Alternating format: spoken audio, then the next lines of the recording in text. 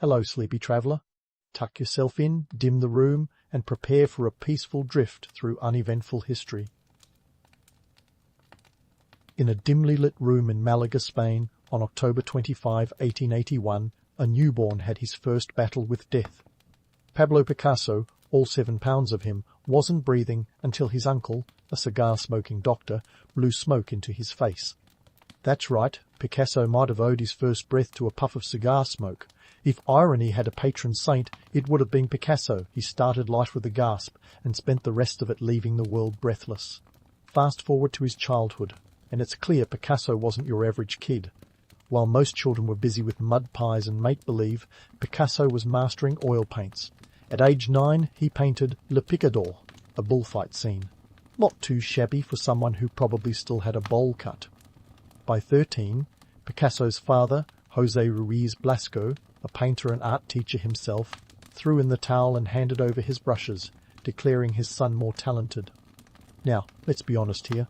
How many teenagers can boast of surpassing their parents so convincingly in their own profession? Exactly. But a prodigious talent doesn't guarantee an easy street.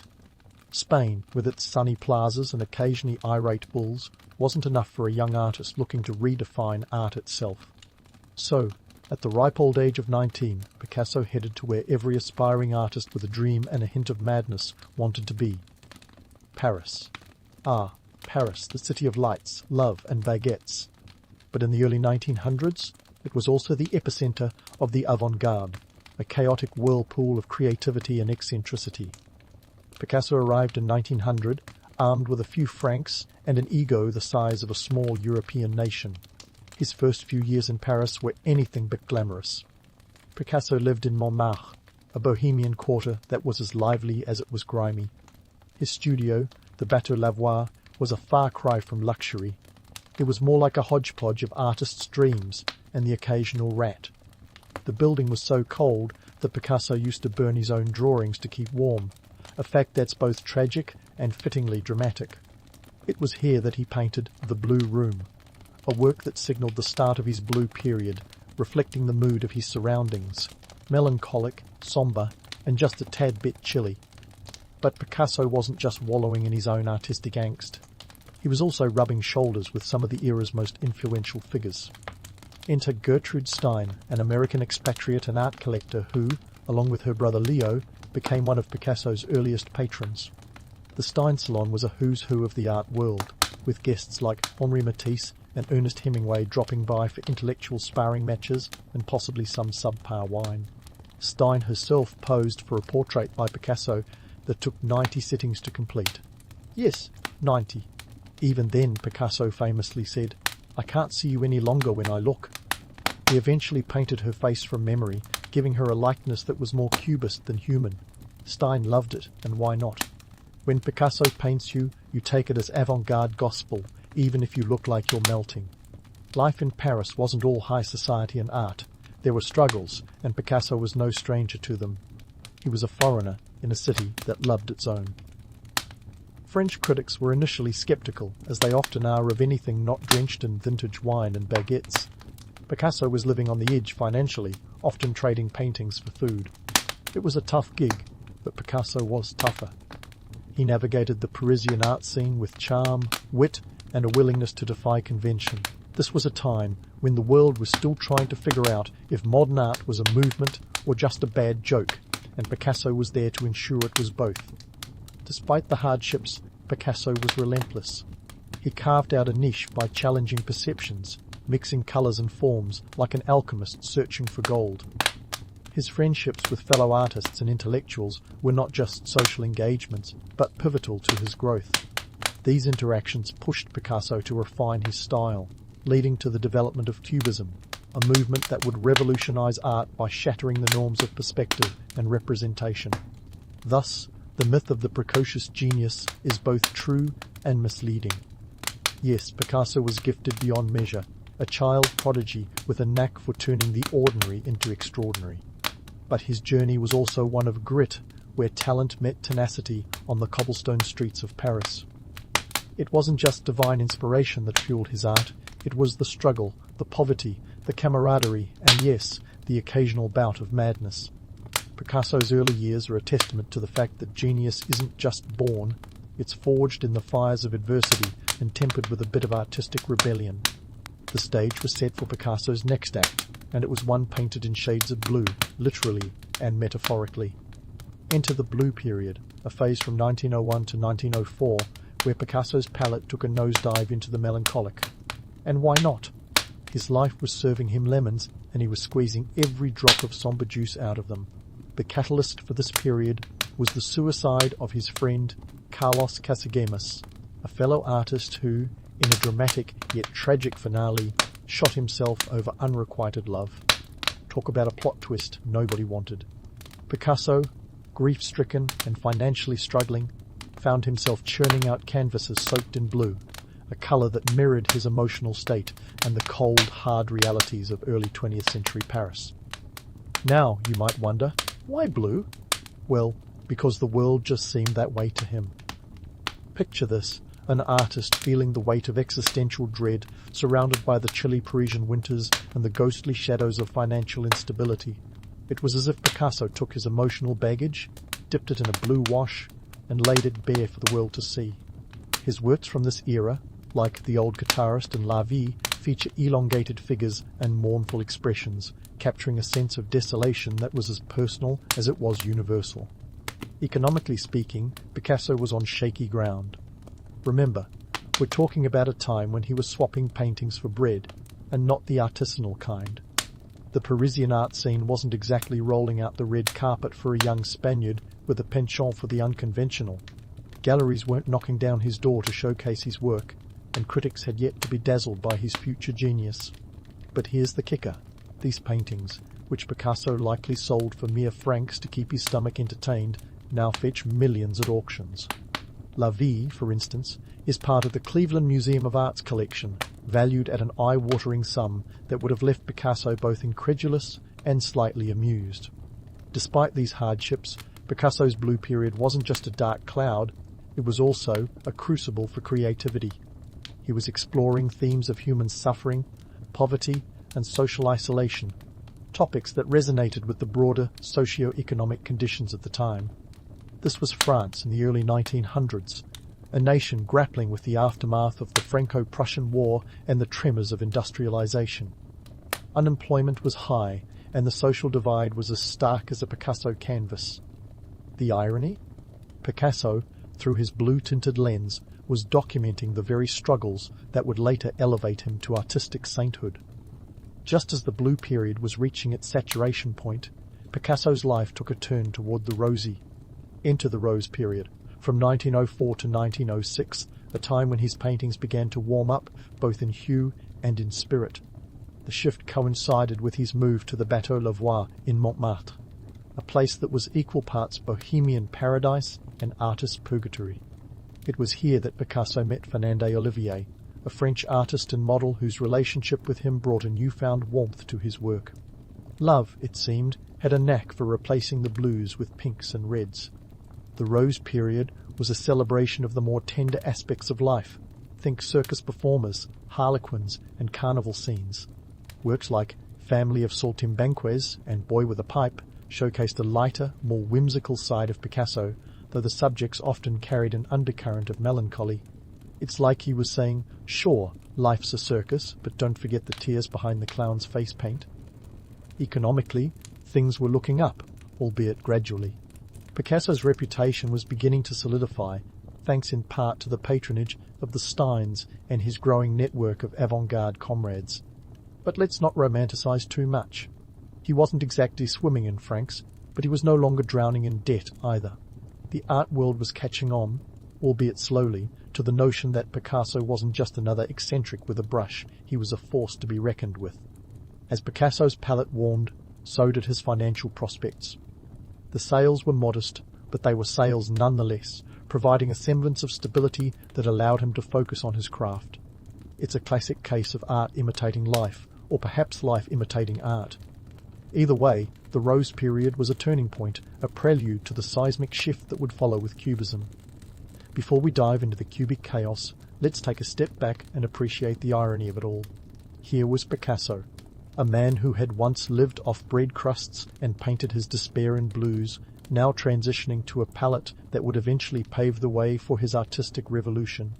The journey from blue to rose wasn't just a colour change, it was a testament to resilience, an artist's refusal to be defined by his circumstances, and a reminder that even the most melancholic of times can give birth to moments of unexpected beauty. So, there you have it, the blue and rose periods, two sides of Picasso's artistic coin, each telling a story of struggle, love, and the relentless pursuit of expression. As we leave these chapters open, remember that Picasso's story isn't one of linear progression. It's a mosaic of experience, a testament to the fact that art, much like life, is a series of periods, some blue, some rose, and all uniquely transformative. Stay tuned because the next chapter is about to shatter conventions in ways the art world never saw coming. As Picasso moved from the blues to the roses, the world was about to experience a seismic shift in his artistic arsenal. Enter Cubism, the movement that would make art students scratch their heads and art critics either nod sagely or raise an eyebrow. Alongside Georges Braque, a fellow French artist who looked like he walked straight out of a noir film, Picasso embarked on this journey that was as much about deconstructing visual reality as it was about redefining artistic vision. It was like they were saying, why paint what's there when you can paint what's there, and there all at once? And so began the era of painting's geometric jigsaw puzzle. The roots of Cubism stretch back to the early 20th century, around 1907, when Picasso unveiled Les Demoiselles d'Avignon. This wasn't your typical painting of 5 women gracefully lounging about, it was a visual earthquake. Picasso had effectively taken a hammer to the conventions of perspective, leaving a fragmented, angular depiction that seemed more like a shattered mirror than a canvas. The public reaction? Let's just say it was less, ooh, and more, what on earth? But this was only the beginning. Picasso and Braque would spend the next few years playing a game of artistic leapfrog, pushing each other to new heights of abstraction. Picture them, 2 cerebral gymnasts, flipping through dimensions like they were mere hurdles. They drew inspiration from Cézanne, who had hinted at the idea of seeing multiple perspectives at once. But, whereas Cézanne had been a gentle whisper, Picasso and Braque were a full-blown shout, a cacophony of planes and angles that left viewers either mesmerized or baffled. Ah, Cubism, the art movement that dared to ask, what if we could paint not just what we see, but how we think? The duo's work was like a blend of visual philosophy and geometry, a Rubik's Cube for the eyes. To understand Cubism, think of it as a way to capture multiple angles at once, like the art version of a panoramic photo, except with more existential dread. It was about breaking down objects into their basic shapes, then reassembling them in a way that made sense only if you squinted really hard and had a glass of absinthe. The mathematical complexity of Cubism was no joke. Picasso and Braque were essentially conducting a symphony of forms, each stroke a note in a visual composition. They used simple shapes, cylinders, spheres, and cones to depict everything from guitars to human faces. It was like Picasso had taken an advanced calculus course and decided to apply it to his art. And while math in art might sound as appealing as a pop quiz, it was this very complexity that made Cubism revolutionary. It challenged viewers to see beyond the surface, to engage with art on a cerebral level. Forget passive appreciation. Cubism demanded active participation. Naturally, this level of abstraction didn't sit well with everyone. The public reaction was a mix of confusion and curiosity, with a dash of derision thrown in for good measure. Critics were confounded, and who could blame them? They were used to art that told a story, not riddles wrapped in an enigma. Some accused Picasso of merely being a provocateur, a charlatan hiding behind a facade of complexity. Yet, like any good mystery, the more people puzzled over Cubism, the more they found themselves drawn in. Economically, Cubism was a risky venture. In the art world of the early 1900s, painters were expected to create works that could be easily sold to patrons who knew their Rembrandts from their Renoir. But Cubism was a wild card, a style that didn't lend itself to quick sales or easy understanding. Picasso and Braque were essentially creating art for the future, pieces that wouldn't be fully appreciated until decades later. It was like they were playing the long game, betting that their avant-garde approach would, one day, pay off. And pay off it did, eventually. Though Picasso and Braque both faced financial uncertainties during the height of their Cubist collaboration, The legacy they left behind is priceless. Today, Picasso's Cubist works sell for millions, a testament to the fact that sometimes being misunderstood is just a precursor to being revered. Les Demoiselles d'Avignon, initially met with skepticism, is now hailed as one of the most important works of the 20th century. And while Picasso might not have had the last laugh during his lifetime, he certainly has it now, all the way to the auction house. In the grand tapestry of art history, Cubism was the thread that wove together innovation and rebellion. It was a movement that defied the status quo, challenged perceptions and, in doing so, laid the groundwork for future artistic revolutions. Picasso and Braque were not just painters.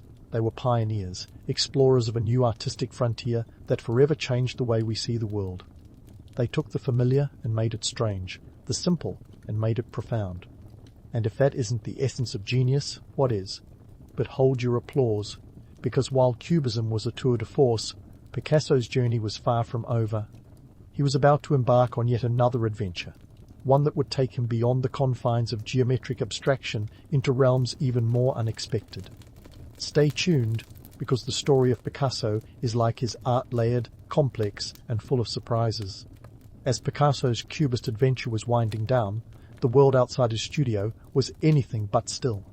The 1930s rolled in with the subtlety of a bull in a china shop, and Spain, Picasso's homeland, was on the brink of civil war.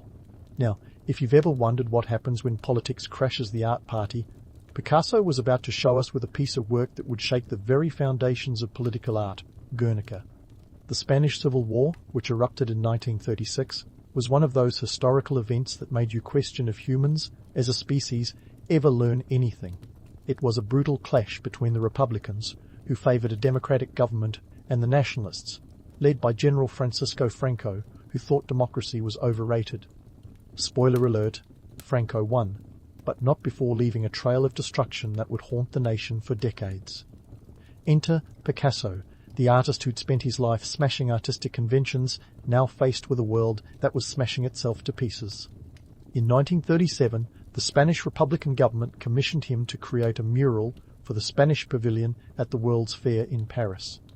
Picasso, who had been more of a political observer than a participant, was about to take a stand. The catalyst for Guernica was an event that can only be described as a grim precursor to the horrors of modern warfare. On April 26, 1937, the Basque town of Guernica was bombed by Nazi Germany's Luftwaffe in support of Franco. It was a Monday, market day, when the townspeople gathered in the square, an easy target for the bombers. The attack wasn't just a military strike, it was an act of terror, a message written in destruction and fire. Casualty estimates vary, but it's believed that up to 1,006 civilians were killed or wounded in the raid. Picasso, upon hearing about the atrocity, was devastated, and in true Picasso fashion, he channeled his outrage into art. The result was Guernica, a sprawling, monochromatic tableau of chaos and suffering. Measuring a formidable 11.5 feet high and nearly 26 feet wide, it was Picasso's largest work to date. This wasn't just a painting, it was a visual indictment, a cry of anguish against the horrors of war. The composition of Guernica is a frantic jumble of distorted forms and stark contrasts. There's a bull, a horse, a screaming mother holding her dead child, and a figure engulfed in flames. Picasso's use of black, white and grey only heightened the sense of despair. It was as if he'd captured the very essence of human suffering and distilled it onto canvas. Guernica was a narrative without words, a story told through agony and fragmentation. Now, let's debunk a myth. Picasso wasn't just painting a pretty picture with a political message, he was taking a sledgehammer to the notion that art should be separate from politics. The painting wasn't just about Guernica, it was about the broader horrors of war and the destructive power of fascism. Picasso, through his art, was a voice for the voiceless, a role he neither sought nor shirked. In a world where artists are often seen as dreamers detached from reality, Picasso proved that art could be both a mirror and a hammer. But was Picasso a political saviour, a beacon of hope in a dark world? Let's not get carried away. While Guernica was undeniably powerful, it was still a painting. A potent symbol, sure, but not a solution. It wasn't going to stop bombers in their tracks or bring down dictatorships. What it did do was ignite conversations, provoke thought, and serve as a reminder of the human cost of conflict. In this sense, Picasso wielded his brush like a sword, but let's be real, it was still a brush. Economically, the Spanish Civil War was a disaster for Spain, leaving the country in ruins with a death toll estimated between 500,000 to 1 million. Thousand. For Picasso, the war marked a turning point, both personally and artistically. He remained in Paris throughout the conflict, but his heart was with Spain. Guernica travelled the world after its initial exhibition, becoming a symbol of anti-war sentiment. It wasn't until 1981, 6 years after Franco's death, that it was finally returned to Spain, finding a home in Madrid's Reina Sofia Museum. Despite the seriousness of Guernica, Picasso never lost his wry perspective on humanity. When questioned by a German officer who pointed at a photo of Guernica and asked, "Did you do this?" Picasso famously replied, "No, you did." It was a sharp retort, a reminder that art can speak truth to power in ways that words often cannot. So, while Guernica didn't topple Franco or end wars, it did something perhaps more enduring. It captured the spirit of resistance, the human capacity for both destruction and resilience. It's a testament to the power of art to transcend its medium, to become a symbol that outlives its creator. And in a world that often feels like it's teetering on the brink of chaos, that's no small feat. As we leave Picasso and his monumental work, remember that Guernica is but one chapter in his storied life. The man who began life with a breath of smoke would go on to paint the world in ways it never imagined. But hold on tight, because the tale of Picasso is far from over.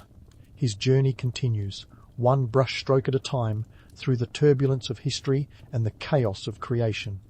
Stay tuned for the next act, because if there's one thing Picasso taught us, it's that the story is never truly over. It's just waiting for the next canvas.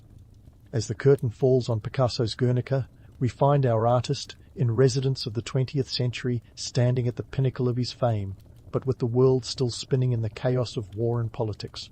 Fast forward past World War II, and Picasso was no longer just a man with a brush. He was an international sensation, a living legend whose name was as recognizable as Coca-Cola. But here's the kicker. With great fame comes even greater myth-making, and no one was more mythologized than Picasso. In the post-war years, Picasso settled in the south of France, a region as sunny as his newfound celebrity status. He dabbled in ceramics, sculpture, and even dabbled in politics, joining the French Communist Party in 1944. Some saw this as an artist's genuine commitment to social issues, while others cynically remarked that Picasso was less about the party's ideology and more about the cachet it gave him among intellectual circles. You know, like the cool kid at the party who says they're into indie bands but can't name a single song. Economically, Picasso was finally swimming in the deep end of the financial pool. By the 1950s and 60s, his works were selling for jaw-dropping sums, a far cry from the days when he was swapping paintings for a loaf of bread. In 1961, he married Jacqueline Roch, who became not only his muse but also a gatekeeper to his increasingly insular world.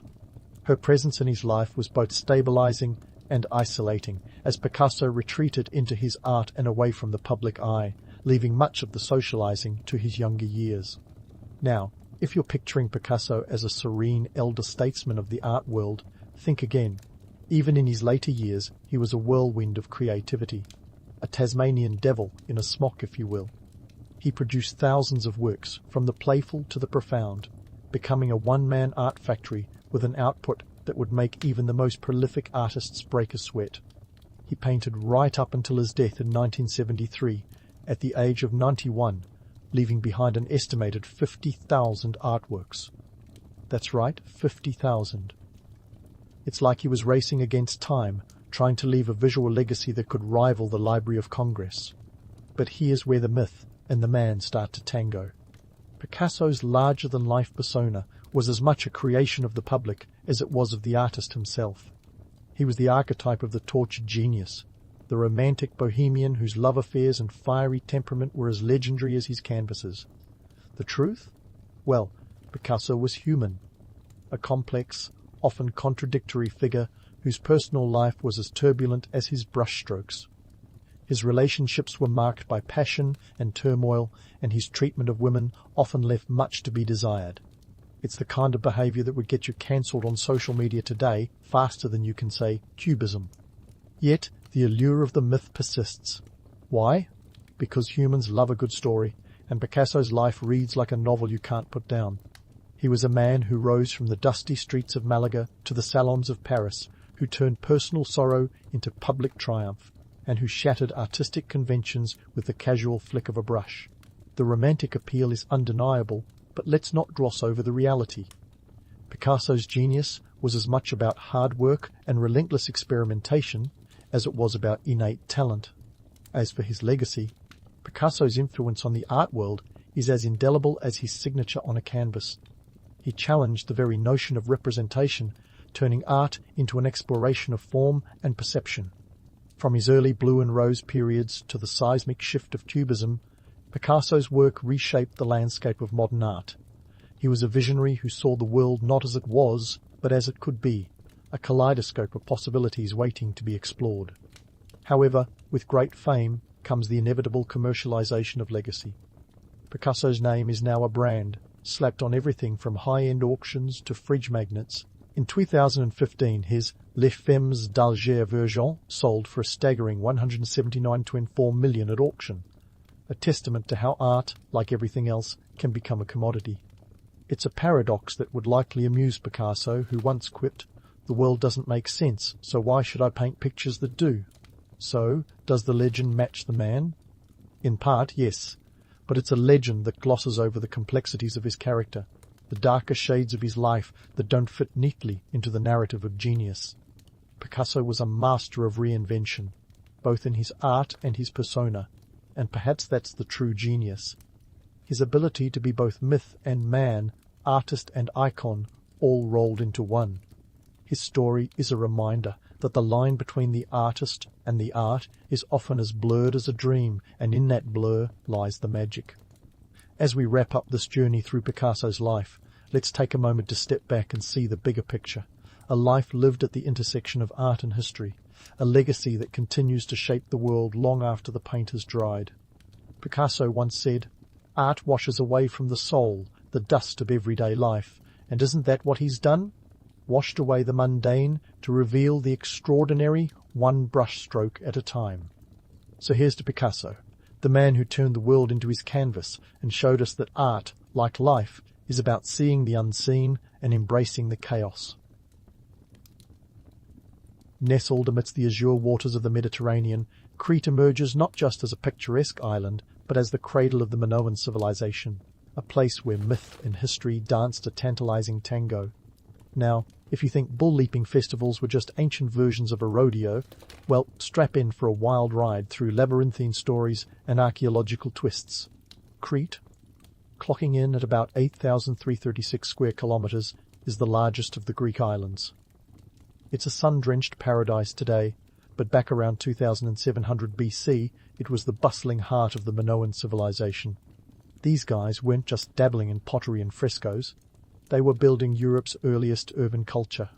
Archaeologists have pinpointed the Minoan civilization as the first advanced society in Europe, thriving for over a millennium until a series of natural disasters and possibly invading Mycenaeans decided otherwise. Fast forward to 1900, when British archaeologist Sir Arthur Evans strolled onto the scene, shovel in hand and dreams of grandeur in his head. Evans wasn't just interested in finding pretty vases. He had his sights set on uncovering the legendary labyrinth of the Minotaur. What he found at Knossos, near modern-day Heraklion, was a sprawling complex that would make any ancient architect green with envy. Covering about 20,000 square meters, the Palace of Knossos was like the Versailles of the Bronze Age, complete with storerooms, ceremonial halls, and a throne room that screamed, "Look at me! I'm important!" Evans' discoveries painted a vivid picture of the Minoans as sophisticated, art-loving folks who were pretty good at plumbing. Yes, they had running water. But Evans also had a flair for the dramatic. He interpreted the frescoes depicting acrobatic feats over bulls as evidence of a ritual sport, which brings us to the famous bull-leaping festivals. These weren't just any ancient entertainment. They were social, religious, and possibly political spectacles, all rolled into one. Think of them as the Super Bowl halftime show, but with more risk of getting gored. Now, bulls were more than just large, horned mammals to the Minoans. They were symbols of power, virility, and the divine. The Minoan bull-leaping frescoes are some of the most iconic images of ancient art, showing athletes both male and female performing death-defying gymnastic feats over the backs of charging bulls. Picture a mix of parkour and bullfighting, minus the animal cruelty, or so we'd like to think. But let's not get too swept up in the romance.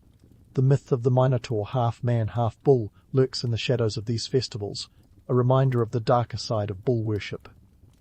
According to legend, King Minos kept this creature in a labyrinth beneath Knossos, feeding it human sacrifices.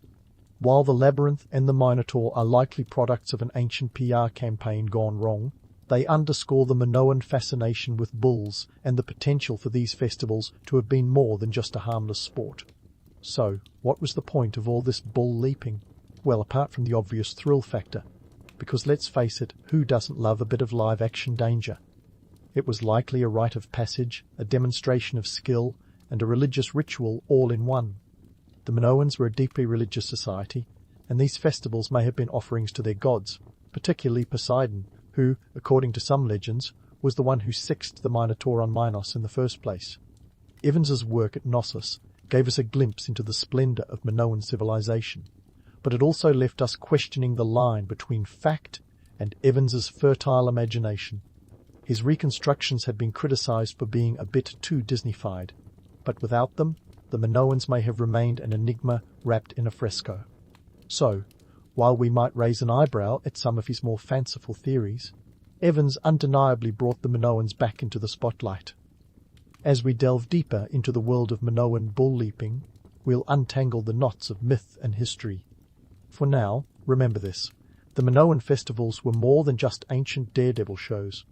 They were a vivid tapestry of belief, bravery, and a little bit of madness, a testament to the complex, vibrant world of the Minoans, where the line between man and beast, myth and reality, was as thin as a bull's hair.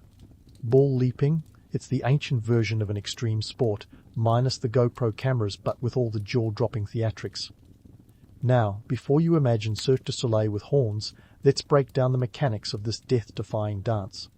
Our main source?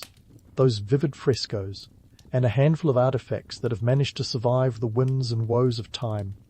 These images, splashed across the walls of palaces like Knossos, are our ancient Instagram, showing us what bull leaping might have looked like, filters not included. First up, the rules, or, more accurately, the lack thereof. This wasn't exactly the NFL, where you had a rule book thicker than a Minoan column, but from what we can piece together, bull leaping involved a coordinated team of athletes. Picture a trio of daredevils, one grabbing the bull by the horns, quite literally, using its momentum to flip into the air, another leaping gracefully over the bull's back, and a third swooping in to catch the airborne acrobat, hopefully with fewer fumbles than a clumsy quarterback. This wasn't just a test of courage, it was a test of skill, coordination, and perhaps a dash of insanity. And who were these adrenaline junkies? Well, equality alert, both men and women participated. That's right, in a time when many societies were still figuring out how to spell gender equality, Minoans were letting women share the spotlight and the risk. Judging by the frescoes, these athletes were lean, muscular, and presumably trained in both gymnastics and, one would hope, dodging large, angry animals. Now, on to logistics. Imagine wrangling a bull, not exactly known for its cooperative spirit, into an arena. We don't have the precise blueprints for these arenas, but they were likely open-air spaces within palatial complexes. The bulls themselves, revered creatures, weren't just run-of-the-mill cattle. These were likely prime specimens, carefully selected for their size and strength, a bit like selecting the perfect chocolate for a fondue, only slightly more dangerous. The practicality of bull leaping, compared to other ancient sports, is up for debate. While the Greeks were busy inventing the Olympics around 776 BC, with more straightforward activities like running and wrestling, the Minoans were flipping over bulls. It's a bit like comparing chess to skydiving. Both require skill, but one involves a higher insurance premium. The appeal of bull leaping lay in its spectacle. It wasn't just a sport, it was theatre, religion, and a rite of passage rolled into one. Economically, these events weren't cheap. Financing them was no small feat. Think of the logistics, the cost of breeding and maintaining those prized bulls, the construction of arenas, the training of athletes, and the inevitable medical care for the occasional mishap. These festivals were likely funded by the Minoan elite, possibly as a way to flaunt their wealth and divine favour. In a society where status was as much about display as it was about power, hosting a bull-leaping festival was akin to throwing the ultimate party, where the guest list was as exclusive as a celebrity wedding. Socially, these spectacles were more than just entertainment. They were a chance for the common folk to rub shoulders with the elite, to share in the drama and pageantry of the event. In a world without Netflix or social media, bull leaping was the live-streamed event of the century. It brought people together, forging a sense of community and shared identity. The risks were high, but so was the potential reward, both in glory and in the favour of the gods. Yet, while the romance of these festivals captivates us, let's not gloss over the harsh realities. Leaping over bulls isn't exactly a risk-free endeavour. Injuries were likely common, and fatalities not unheard of. The athletes, while celebrated, were also expendable. The thrill of the spectacle came with a hefty price tag, a reminder that the line between bravery and foolhardiness is as thin as a bull's tail. In analysing these frescoes and artefacts, we're not just peering into the past, we're uncovering the layers of a society that valued spectacle, skill, and perhaps a touch of chaos. Bull leaping was a microcosm of Minoan culture, a blend of religion, artistry, and audacity. As we continue to dig through the ruins, both literal and metaphorical, we find a civilization that challenges our understanding of the ancient world. So, as we leap forward in our exploration of Minoan life, remember, this wasn't just a bygone sport, it was a testament to human daring and the eternal allure of the spectacular. And while we might never know every detail, the echo of hooves and the cheers of the crowd remind us that history is as much about what we discover as it is about what we imagine. As we dig deeper into the cultural tapestry of Minoan society, we stumble upon the beating heart of these bull-leaping festivals, their religious significance. Now, you might think of it as an ancient version of a Sunday service, but with more adrenaline and less hymn singing. In the Minoan worldview, bulls weren't just large, horned beasts. They were celestial messengers, the divine incarnate, and occasionally a bit of a handful. The Minoans worshipped a pantheon of gods, and bulls held a starring role in their cosmic drama. Poseidon, the god of the sea, earthquakes and horses, was particularly fond of these creatures. Legend has it he sent the white bull to King Minos, which was supposed to be sacrificed in his honour. Minos, however, decided to keep the bull around, leading to the infamous Minotaur saga. The moral of the story? Never stiff a god on a promised sacrifice. These festivals were more than just entertainment. They were offerings in motion, sacrifices of sweat and skill to appease deities and ensure the continued favour of the gods. Picture it.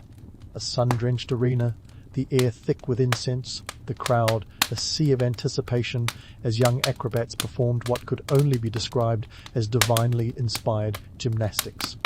For the Minoans, this was a form of worship as much as it was a spectacle. The bulls were intermediaries, a direct line to the divine, their power and majesty, a reflection of the gods themselves. In this light, bull leaping becomes less of a daredevil stunt and more of a sacred rite. It was a celebration of life, fertility, and the relentless cycle of nature. When those athletes soared over the bulls, it wasn't just a feat of physical prowess, it was a symbolic dance of human and divine, a testament to the interconnectedness of all things. The risk of injury or death added weight to the ritual. Every successful leap was a triumph over chaos, a reaffirmation of order in a world teetering on the edge of the abyss. But let's not get too lost in the romance of it all. While the Minoans were flipping over bulls, other ancient cultures were also putting animals at the centre of their religious and social ceremonies, often with less acrobatic flair. Take the Egyptians, for instance, who held the cat in divine regard. Killing a cat, even accidentally, was considered a capital offence. They took their feline friends very seriously. Meanwhile, the Romans, never ones to shy away from excess, turned animal sacrifice into an art form. Just ask the thousands of bulls, sheep and pigs who met their end in the name of public entertainment. Comparatively, the bull in Minoan culture was not just a sacrificial lamb, pardon the mixed metaphor, but a symbol of strength and vitality. Across the Mediterranean, bulls were synonymous with masculine power and creative energy.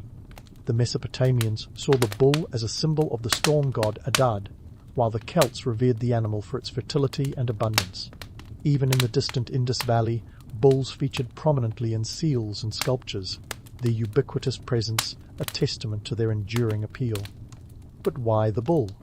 What made this particular beast the poster child for virility and divine favour? Part of it boils down to the sheer physicality of the creature. Strong, stubborn, and, let's face it, not easily domesticated. In a pre-industrial world, the bull was the ultimate powerhouse, capable of ploughing fields and siring entire herds. Its horns, curving skyward like a natural crown, gave it an air of majesty that few other animals could match. Here's where the Minoans got creative.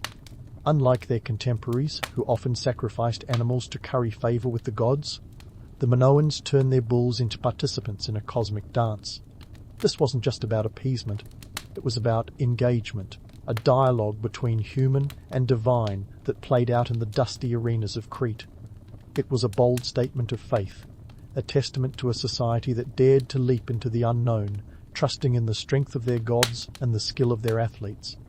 And yet, for all the pomp and circumstance, the reality of these festivals was likely as gritty as it was glorious. Behind the frescoes and the myths were the very real logistics of organizing such a grand event. Bulls were not cheap, nor were the athletes who risked life and limb for a moment of glory. The economic backdrop of these festivals was a complex web of trade, agriculture, and politics. The Minoan elites, who bankrolled these spectacles, were investing in more than just religious devotion. They were staking their social capital on the success of these events. In a world where power was as much about perception as it was about authority, the bull-leaping festivals were a masterstroke of political theatre. They showcased the wealth and influence of the ruling class, reinforcing the social hierarchy while providing the masses with a rare glimpse of the divine. It was a delicate balance of spectacle and spirituality, a high-wire act that kept the wheels of Minoan society turning. As we continue our journey through the labyrinth of Minoan history, the echoes of these festivals remind us of the complex interplay between faith, power, and spectacle. The line between reality and myth is as fluid as the Aegean waves, but it's this very ambiguity that keeps us captivated. The Minoans, with their bold leaps and daring rituals, invite us to take a closer look, to question what we know and explore the mysteries that still lie buried beneath the Cretan soil. And so, the story continues, a tapestry of myth and history, waiting to be unravelled, one bull leap at a time. As we unravel the tapestry of Minoan history, we find that these bull-leaping festivals were a sophisticated blend of religion, sport, and, believe it or not, ancient politics. Think of them as the ancient world's answer to a political campaign rally, but with fewer speeches and more airborne acrobatics. The Minoan economy, much like their festivals, was a complex beast. Crete's strategic location in the Mediterranean made it a bustling hub of trade. By 1600 BC, the Minoans were trading with Egypt, the Near East, and the Aegean Islands. They exported everything from olive oil and wine to pottery and metalwork, creating an economic engine that powered their sophisticated society. But the real currency of the Minoans wasn't just goods, it was influence. Bull-leaping festivals served as a potent symbol of this influence. They were grand spectacles designed to dazzle and impress, a bit like the opening ceremony of the Olympics, but with a touch more peril. And who was footing the bill for these lavish events? The Minoan elite, of course. By funding these festivals, the ruling class wasn't just showing off their wealth, they were reinforcing their social dominance. In a society where power was as much about perception as it was about resources, hosting a bull-leaping festival was the ultimate flex. But here's where it gets interesting. These festivals weren't just for Minoans. They were a magnet for visitors from across the Aegean, curious souls who travelled miles to witness the spectacle. Imagine the economic impact of this ancient tourism. We're talking inns filled to the brim, market stalls selling everything from local delicacies to handcrafted souvenirs, and a bustling atmosphere that would put any modern-day carnival to shame. Crete wasn't just an island, it was a destination, an ancient Las Vegas where the main attraction was a dance with death. For the Minoan elite, these festivals were a form of political propaganda, a way to project power beyond their shores. By drawing in foreign visitors, they were effectively saying, "Look at us, behold our prowess, witness our divine favour." It was a not-so-subtle reminder to neighbouring powers that the Minoans were not to be trifled with. And let's not forget the economic boost. More visitors meant more trade, more money changing hands, and more wealth flowing into the island's coffers. A win-win situation for everyone involved, except perhaps the bulls. Now, let's talk numbers. The logistics of hosting such an event would have been staggering. Feeding and housing athletes, securing bulls, building and maintaining arenas.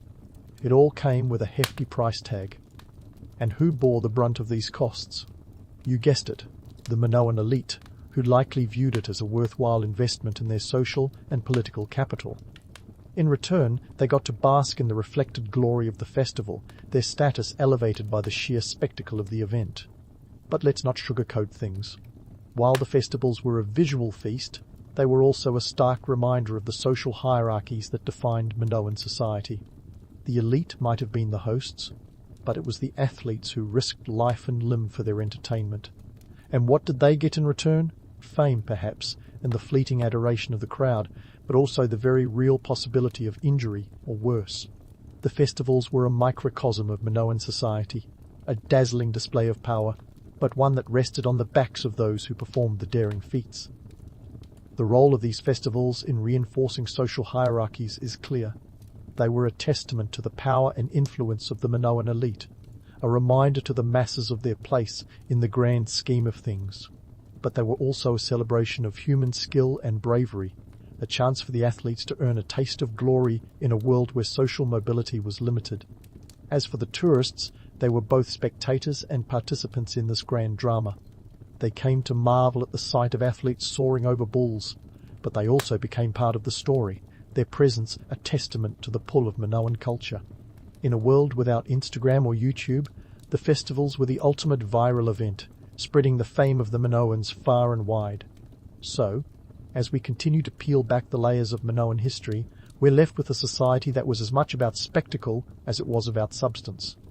The bull-leaping festivals were a symbol of their time, a heady mix of religion, politics, and economics, all wrapped up in a daring display of human and animal prowess. They remind us that the line between myth and reality is as thin as a bull's hair, and that sometimes the stories we tell are as important as the facts we uncover. As the echoes of these ancient festivals resonate through history, we're left to ponder the enduring allure of the spectacular, the power of a well-executed spectacle to captivate and control. The Minoans knew this all too well, and in their festivals they found a way to turn their culture into a canvas, their athletes into artists, and their island into a stage where history was made one leap at a time. As the echoes of these ancient festivals resonate through history, we're left to ponder the enduring allure of the spectacular, the power of a well-executed spectacle to captivate and control. The Minoans knew this all too well, and in their festivals they found a way to turn their culture into a canvas, their athletes into artists, and their island into a stage where history was made, one leap at a time. Yet, let's not get carried away by the allure of these festivals without examining the cracks beneath the frescoes. The romanticized image of Minoan bull leaping, that it was all about glory, divinity, and daredevilry, is a bit like believing a blockbuster movie is a documentary. Yes, the festivals were a breathtaking blend of art and athleticism, but they were also deeply entrenched in the social and political fabric of their time, with a few unsavory truths lurking in the shadows. First, let's debunk the notion that bull leaping was a sport for everyone. While the frescoes show both men and women participating, let's not forget who was really calling the shots. The Minoan elite funded these grand events, and it was their status and wealth that dictated who got to leap and who got to watch. Think of it as an exclusive club, membership not by athletic ability alone, but by the whims of those in power. The athletes, while celebrated, were pawns in a larger game of social chess, risking life and limb for a fleeting moment of glory, and perhaps a bit of divine favour. And here's the kicker. As much as we want to believe in the egalitarian nature of these festivals, they were anything but. Behind the pageantry was a harsh reality. Injuries were commonplace, and fatalities were a grim possibility. The athletes were expendable, their lives traded for the prestige of the spectacle. It's a poignant reminder that the line between bravery and recklessness is as thin as the line between myth and history. But what about the decline of Minoan civilization? How did this vibrant culture, with its grand festivals and architectural marvels, fade into obscurity. The truth is, the Minoans faced a perfect storm of challenges. Around 1450 BC, a series of natural disasters, yes, we're looking at you, Thera eruption, took a heavy toll on the island. Add to that the Mycenaean invasion, and you've got a recipe for cultural collapse. The Mycenaeans, those Greek mainlanders with a penchant for conquest, swept in and took over, leaving the Minoans to fade into the background of history. Yet, even as their civilization crumbled, the legacy of bull-leaping endured. It became a symbol of their lost grandeur, a testament to a society that dared to flirt with the divine. The frescoes at Knossos, those vivid snapshots of Minoan life, continue to captivate us, standing as a reminder of a people who danced with bulls and dared to reach for the sky. Fast forward to today, and the echoes of bull leaping can still be felt in our modern world. Sure, we're not leaping over bulls anymore, most of us anyway, but the spirit of the spectacle lives on in the risky sports and entertainment that captivate us. Take modern-day bullfighting, for example. It's got all the drama and danger of bull leaping, albeit with a more controversial twist. And let's not forget rodeos, where cowboys and cowgirls ride bucking broncos and bulls, risking life and limb for a chance at glory and a shiny belt buckle. But it's not just about bulls. Our appetite for thrill-seeking knows no bounds. Think of extreme sports like base jumping, where adrenaline junkies leap off cliffs with nothing but a parachute and a prayer. Or take the spectacle of professional wrestling, a carefully choreographed dance of strength and skill, where the line between reality and performance is as blurred as it was in Minoan times. So, what draws us to these risky pursuits? Is it the thrill of the unknown, the chance to defy gravity and fate, if only for a moment? Or is it something deeper, a connection to our ancient past, where the spectacle was a way to engage with the divine? Perhaps it's a bit of both, a reminder that, despite the passage of millennia, our fascination with danger and drama remains as strong as ever. But here's where it gets interesting. While we may marvel at the spectacle, it's crucial to remember the cost. The risks taken by athletes, both ancient and modern, are a stark reminder of the human price paid for our entertainment. The allure of the spectacle is undeniable, but so is the absurdity of risking life and limb for the thrill of the crowd. It's a dance as old as time, a delicate balance between bravery and folly, played out on stages from ancient Crete to modern arenas. In the end, the legacy of Minoan bull leaping is a complex tapestry of myth and reality, a reminder of the power of the spectacle to captivate and control. It's a testament to a civilization that dared to dream big, even as it teetered on the edge of chaos. And as we look back on the frescoes and ruins of Knossos, we're left with the knowledge that history is as much about the stories we tell as it is about the facts we uncover. So there you have it, a tale of daring feats and divine dances, of a civilization that left an indelible mark on history, one leap at a time. The Minoans may have faded into the annals of time, but their spirit lives on in the spectacles that continue to captivate us, reminding us that while the faces and forms may change, the allure of the extraordinary remains eternal. In a land of samurai, shoguns, and enough political drama to make Game of Thrones look like a sandbox spat, the Japanese tea ceremony was born. But before you start picturing serene Zen gardens and monks brewing matcha in perfectly harmonious settings, let's rewind the tape to the 9th century, back when tea first sauntered over from China, making its grand entrance on the Japanese scene. And just like that, a cultural revolution began in the form of a simple leaf. The debut of tea in Japan is credited to none other than a Buddhist monk named Saicho, who, in 804 CE, decided that the best souvenir from his trip to China wasn't a fridge magnet, but tea seeds. And thank goodness he did, because soon after, the Heian period, 794-1185 CE, was in full swing, with Kyoto's court officials swooning over this exotic new brew. The Heian era, for context, was a time when power was concentrated in the hands of a few, namely the Fujiwara clan, whose members were so immersed in courtly aesthetics that they might as well have invented the concept of keeping up appearances. Flush with wealth and an insatiable appetite for all things refined, they gobbled up Chinese culture like it was the latest TikTok trend. Tea, initially, was a bit of an exclusive club thing. Think of it as the original members-only speakeasy, but without the jazz and flapper dresses. It was consumed mainly for its medicinal properties, a kind of ancient energy drink that kept monks alert during long meditation marathons. And let's be real, when your competition is dozing off during a silent retreat, a little caffeine boost goes a long way in achieving nirvana. However, as with anything that captures the aristocracy's imagination, tea quickly became more than just a drink. It was a status symbol, a way to flaunt one's knowledge of the world beyond Japan's shores. The elite turned the process of drinking tea into a ritualistic affair, complete with elaborate ceremonies that were less about quenching thirst and more about showcasing one's sophistication and social rank. It was during these early tea gatherings that the seeds of the tea ceremony as we know it were planted, even if the participants were more concerned with outdoing each other's poetry recitals than achieving Zen enlightenment. Speaking of Zen, it's time to introduce the philosophical powerhouse that gave the tea ceremony its soul. Fast forward to the Kamakura period, 1185 to 33 CE, when Zen Buddhism made its mark, thanks to Japanese monks who saw something special in the minimalist, disciplined practices they observed in Chinese monasteries. Zen was all about meditation, simplicity, and the art of living in the moment, principles that dovetailed nicely with the burgeoning tea culture back home. The tea ceremony, infused with Zen ideals, evolved into a spiritual practice.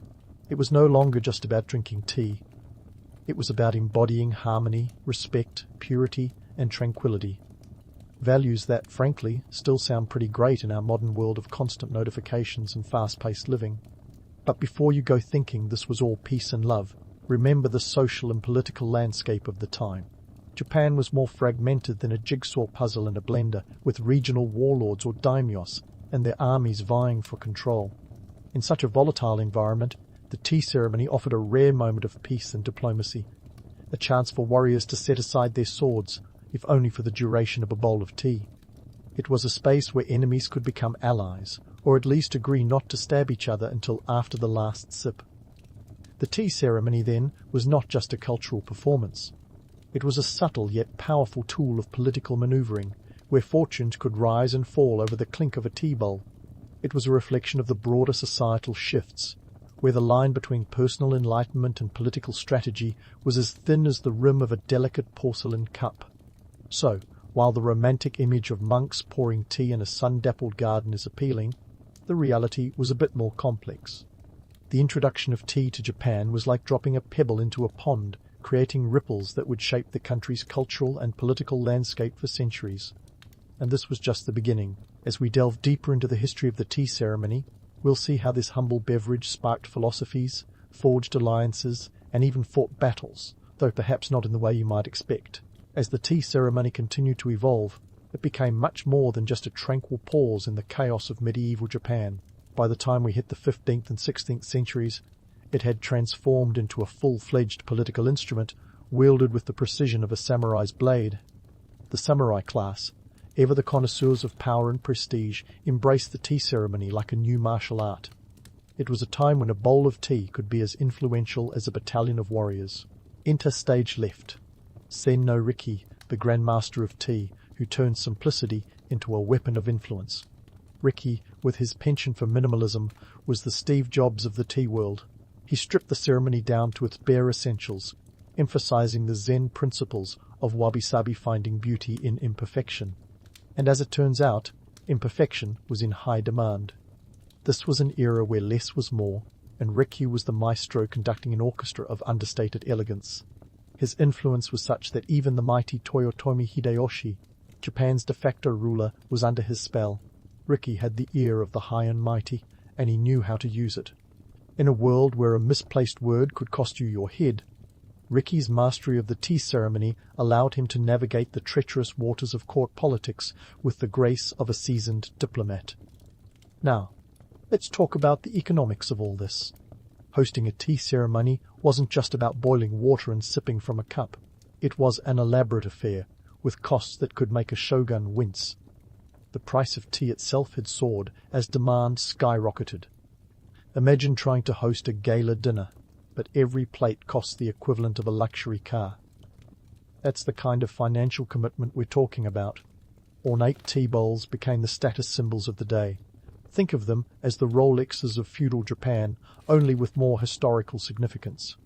A single tea bowl could fetch prices that would make today's art collectors blush, easily running into the thousands of Rio, the currency of the time. Daimyo regional lords, who were essentially the CEOs of their domains, competed fiercely to host the most prestigious tea ceremonies. These gatherings were less about tea and more about power plays.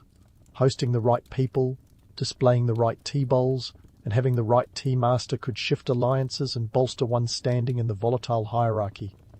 It was a bit like the Met Gala, but with more swords and fewer selfies. And just like today's celebrity-studded events, the competition could be ruthless, with daimyos going to extreme lengths to outdo one another. Some even went as far as to raid rival territories, not for land, but for prized tea utensils. The stakes were high, and the rewards could be transformative. The tea masters, like Ricky, were the rock stars of this scene. They were the gatekeepers of taste and style, their approval a golden ticket into the upper echelons of society. But their influence was a double-edged sword.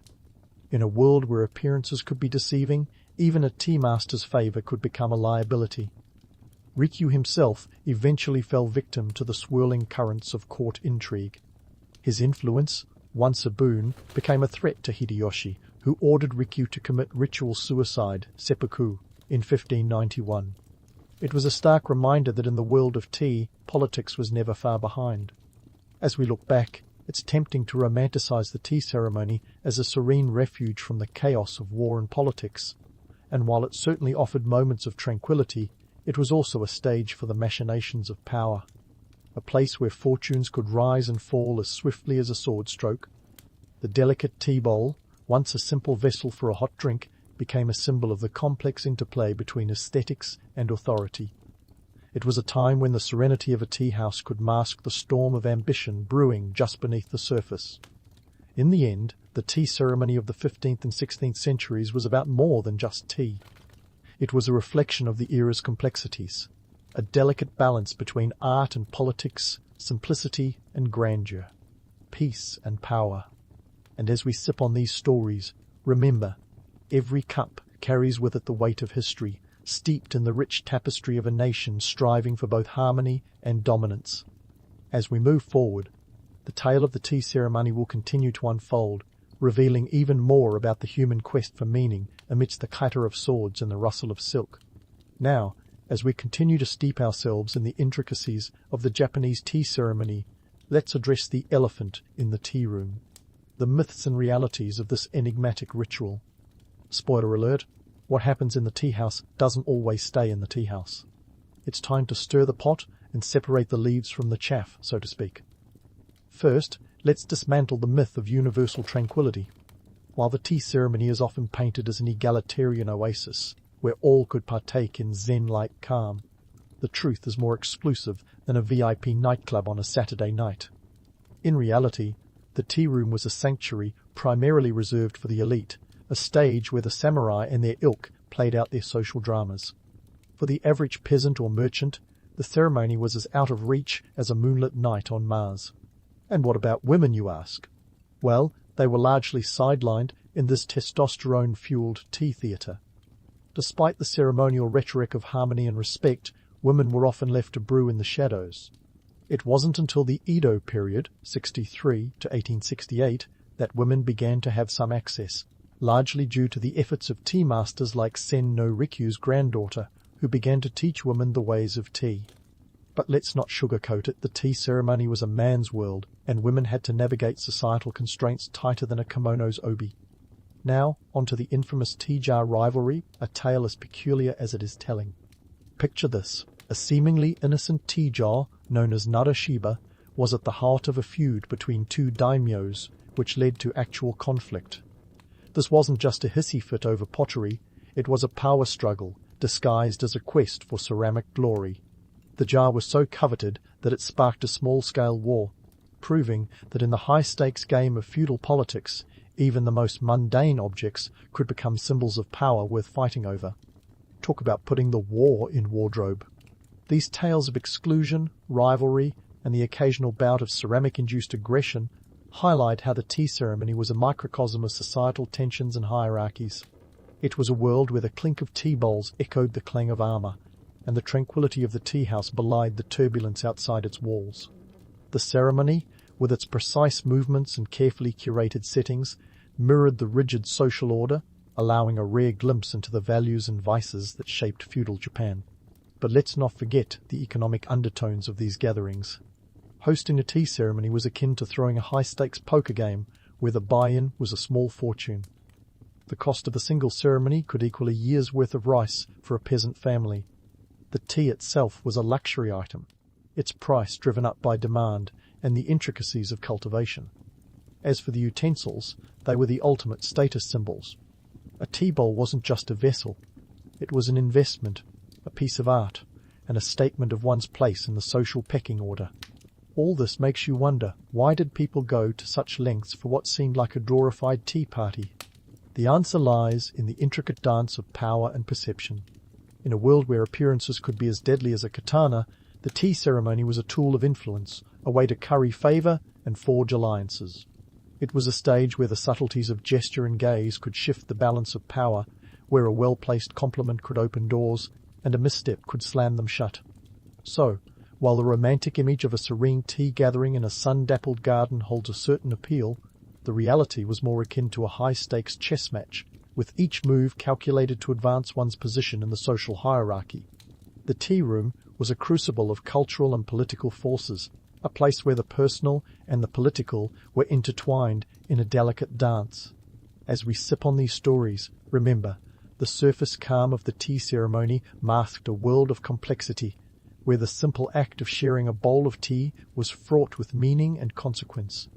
The myths surrounding the tea ceremony may paint it as a haven of peace and enlightenment, but its history tells a different story. It was a ritual steeped in contradictions, a place where the ideals of Zen philosophy clashed with the harsh realities of social stratification.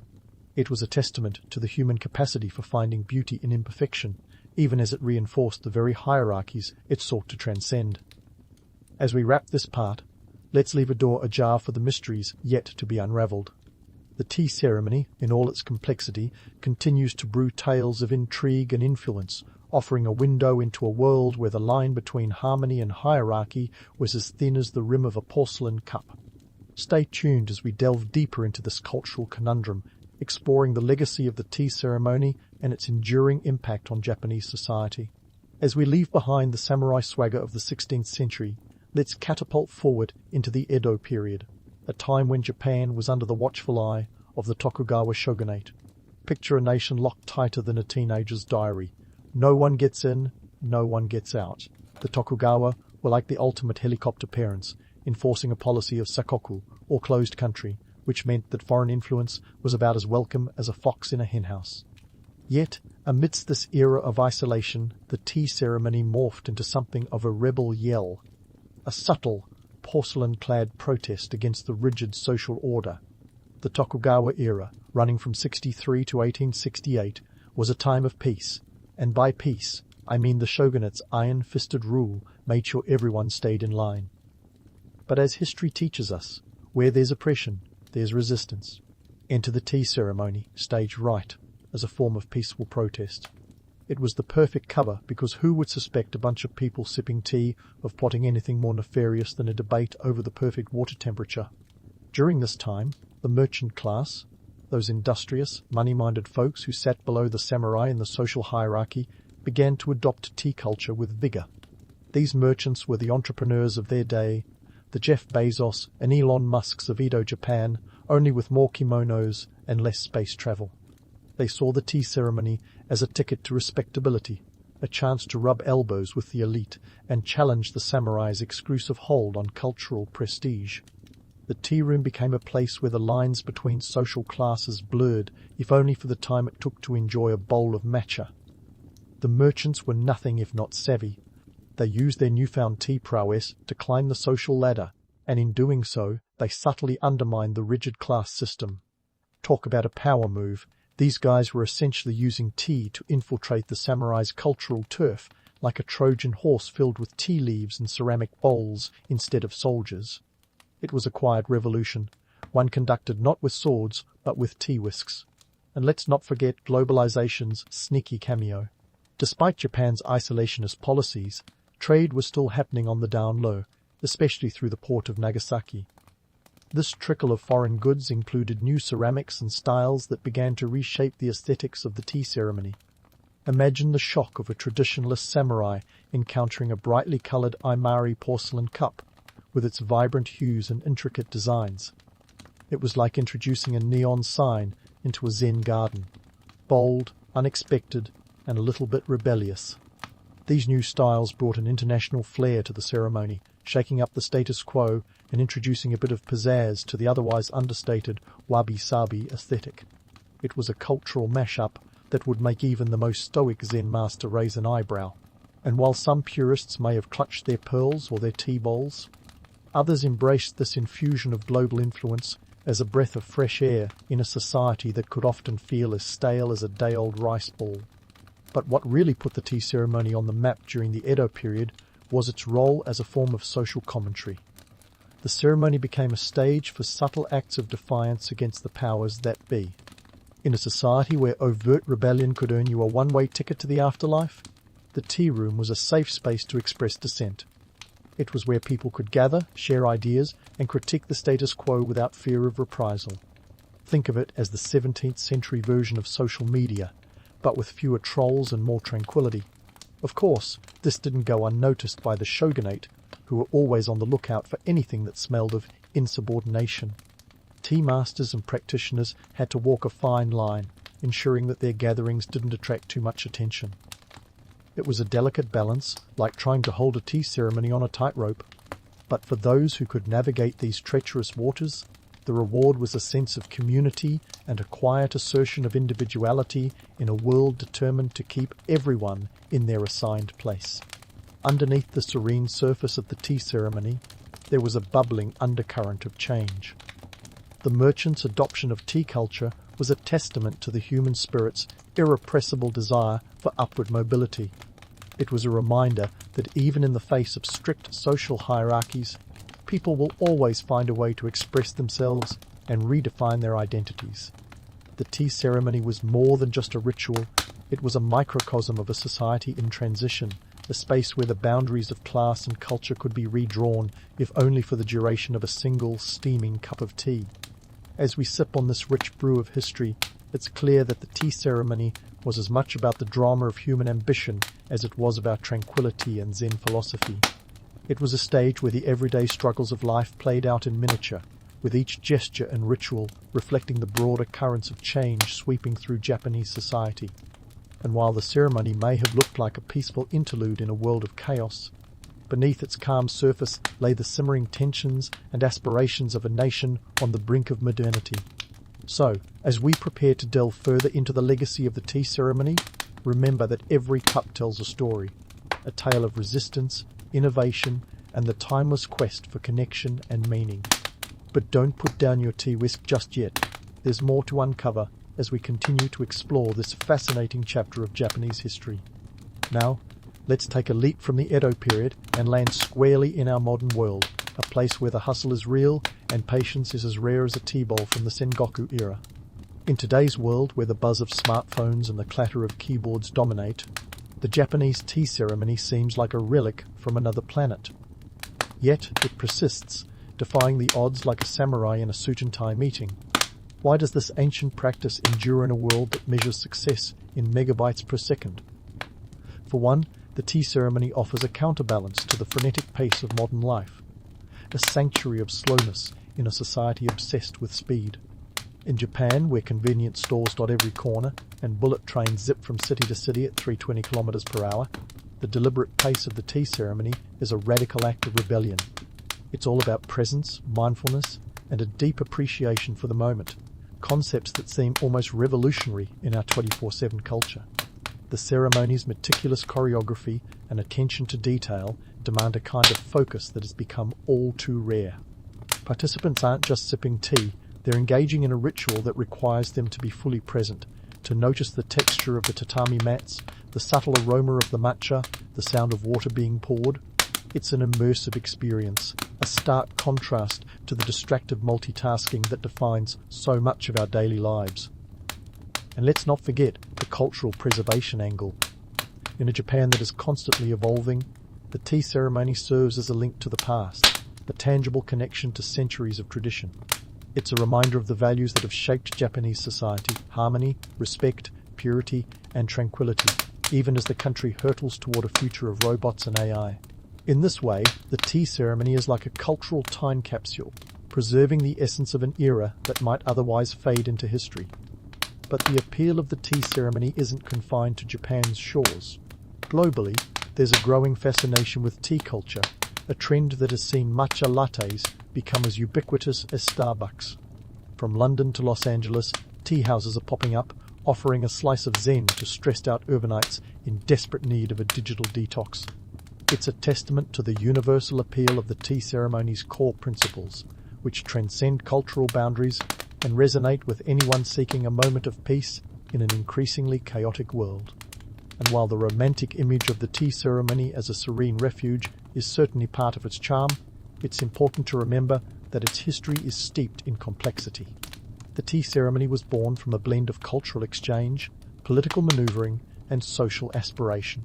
It's a ritual that has been both a tool of diplomacy and a form of protest, a stage for the drama of human ambition as much as a reflection of Zen ideals. In today's era of globalization, the tea ceremony offers a reminder of the power of cultural exchange. Just as the Japanese monks of the 9th century brought back tea seeds from China, today we see a global community embracing and adapting this ancient tradition. It's a testament to the fluidity of culture, the ways in which practices can cross borders and connect people across time and space. In a world where division often makes the headlines, the tea ceremony is a gentle reminder that, at our core, we all share a desire for connection and meaning. As we conclude this journey through the history of the Japanese tea ceremony, it's clear that this ancient ritual is much more than a quaint cultural artifact. It's a living tradition, one that continues to offer lessons in patience, presence, and the art of finding beauty in the everyday. Whether you're a samurai sipping matcha in a tea house or a CEO taking a moment to breathe amidst a busy schedule, the tea ceremony invites us all to slow down, to be present, and to appreciate the simple act of sharing a bowl of tea. So, next time you find yourself caught in the whirlwind of modern life, remember the tea ceremony's enduring lesson, that sometimes the most profound moments of connection and insight come not from grand gestures or rapid innovation, but from the quiet, deliberate act of being present. In a world that often feels as fast and fleeting as a bullet train, the tea ceremony offers a timeless reminder of the power of stillness, the significance of simplicity, and the enduring human quest for meaning in the mundane. Here's to the humble tea bowl and the rich history it carries. A vessel not just of matcha, but of enduring lessons about what it means to be truly alive. In the bustling streets of late 18th century Caracas, a young Simón Bolívar was not your average kid with a lemonade stand. Instead, he was more like a future liberator in training, though he probably didn't know it yet. Born into a wealthy Creole family in 1783, Bolívar was practically swaddled in privilege. But don't let the silver spoon fool you. His upbringing was a hotbed for the kind of political savvy that would later shape a continent. Now, if you're picturing a pampered aristocrat lounging in the Venezuelan sun, think again. Bolívar's early life was a whirlwind of personal loss and unorthodox education. His parents, Juan Vicente Bolívar and María de la Concepción Palacios y Blanco, both died before he turned 10, which isn't just tragic, it left him with a hefty inheritance and a lot of time to ponder life's big questions. So, who steps in to mold this young mind? None other than Simón Rodríguez, a tutor with ideas as revolutionary as his pupil would later become. Rodríguez was a man who thought Rousseau was too mainstream and instead preached a kind of Enlightenment philosophy that would have made Voltaire blush. He believed in education that questioned authority and encouraged independence of thought-perfect training for a budding revolutionary. But let's not get ahead of ourselves. Young Bolívar's education was a bit of an intellectual roller coaster, thanks to the eclectic cast of tutors parading through his life. Besides Simón Rodríguez, there was Andrés Bello, who would later become a significant figure in South American education and diplomacy. Imagine having your homework graded by a future statesman. Talk about pressure. So, how did this educational odd couple shape Bolívar's political instincts? Rodríguez's teachings were like planting seeds of rebellion in fertile soil, watered by Bellows' lessons in law and governance. It was a cocktail of chaos and order with a twist of revolutionary fervour. And the backdrop to all this? A society simmering with racial and social tensions. The Creoles, like Bolívar, were European-descended elites who felt sidelined by the Spanish crown, which handed out the best jobs and privileges to peninsulares, those born in Spain. It's like being told you can't sit at the cool kids' table at lunch because your ancestors hopped the pond a bit too early. Then there's the little matter of that inheritance. At 14, Bolívar inherited a fortune, which sounds like a dream until you realize it was more responsibility than luxury. Managing estates and dealing with tenants taught him the kind of realpolitik you don't learn from textbooks. It was less about counting coins and more about navigating the complex social hierarchy of colonial Venezuela. Think of it as monopoly, but with actual consequences and no get-out-of-jail-free cards. This early exposure to wealth management wasn't just a lesson in economics, it was a crash course in understanding power dynamics. Bolívar learned that money could be a tool for influence, a lesson he would later apply on a much grander scale. And let's not forget, he was doing all this while probably still figuring out how to talk to girls. Talk about multitasking. So, there you have it. A young boy, orphaned but not lost, navigating a world that was both his oyster and his battleground. In the midst of privilege and politics, Bolívar was quietly sharpening the tools of revolution. It's a classic tale of wealth meeting wisdom with a dash of youthful rebellion, not your average teenage angst, but then again, Simón Bolívar was never going to be your average anything. In the grand tapestry of Bolívar's life, the next colourful thread was Europe. Armed with his eclectic education and a wallet heavy with inheritance, young Simón set sail for the Old World in 799, ready to swap the vibrant chaos of Caracas for the equally vibrant but far more orderly streets of Madrid. Picture a 16-year-old, bags packed with books and ideals, stepping off the boat and onto Spanish soil, eager to see what centuries of European civilization had to offer. Madrid was a cultural buffet, and Bolívar was ready to feast. Here he rubbed elbows with the Spanish elite, absorbing the nuances of European politics like a sponge. But let's be honest, Madrid wasn't exactly the epicenter of revolutionary thought. No, for that, Bolívar needed to head a bit further north to the City of Lights, Paris. Ah, Paris, in the early 1800s, where the air was thick with the scent of revolution and the cafes buzzed with ideas that could ignite empires. This was a city that had not long ago guillotined its way to a new order, and the echoes of that upheaval were music to Bolívar's ears. Here he mingled with some of the brightest minds of the Enlightenment, the intellectual rock stars of their day.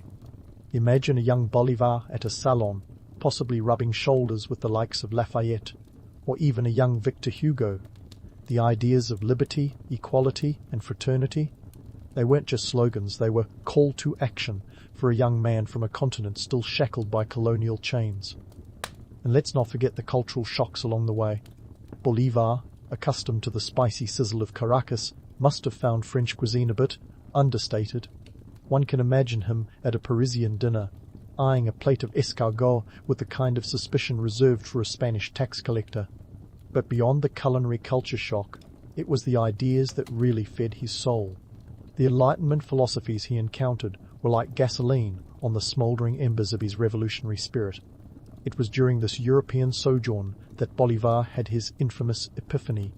Picture this, Rome, 1805, atop the historic Monte Sacro.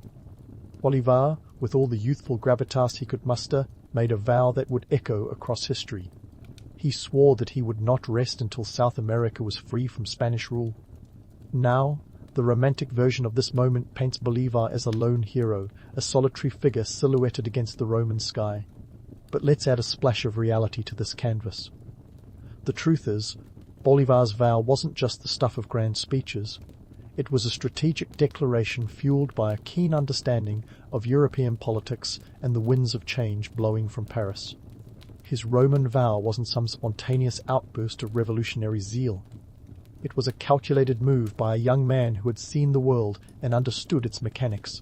Europe was a continent in flux, with Napoleon reshaping borders as easily as a child rearranging toy soldiers. Bolívar saw the potential for a similar upheaval in the Americas, where the rigid structures of colonial rule were ripe for dismantling. Returning to Paris, Bolívar soaked up the revolutionary fervor like a revolutionary sponge. He even met with luminaries like Alexander von Humboldt, the Prussian polymath, whose explorations in the Americas had given him insights into the continent's vast potential. Bolívar's conversations with Humboldt were more than just intellectual exercises. They were blueprints for liberation. Yet, amidst all the high-minded conversations and grand ideas, Bolívar also experienced the mundane mishaps of travel. Imagine the language barriers, the miscommunications, the occasional faux pas at a Parisian gathering.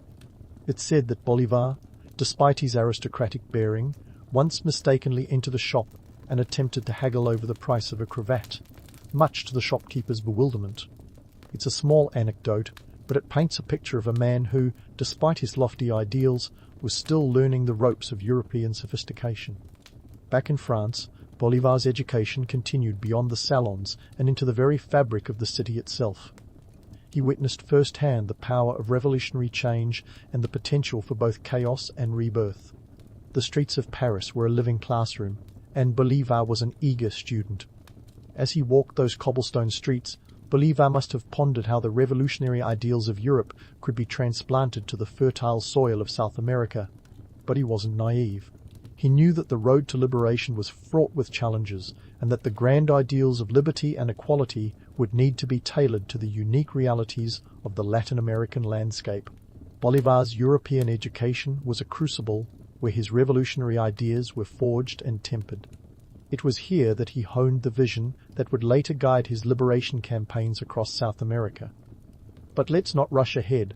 There's still much to explore before we get to the battlefield. For now, imagine Bolívar standing on the precipice of history, armed with the ideas and ideals that would soon set a continent ablaze. This was not just a young man on a European tour, this was a liberator in the making. So, there he was, Bolívar, standing at the crossroads of history and ambition, fresh from the intellectual buffet of Europe. It was as if he'd stepped out of a revolutionary oven, fully baked and ready to serve up freedom across a continent. But let's not kid ourselves. Swapping philosophical banter in Paris salons is a far cry from leading men into battle in the sweltering jungles of South America. The real test was yet to come.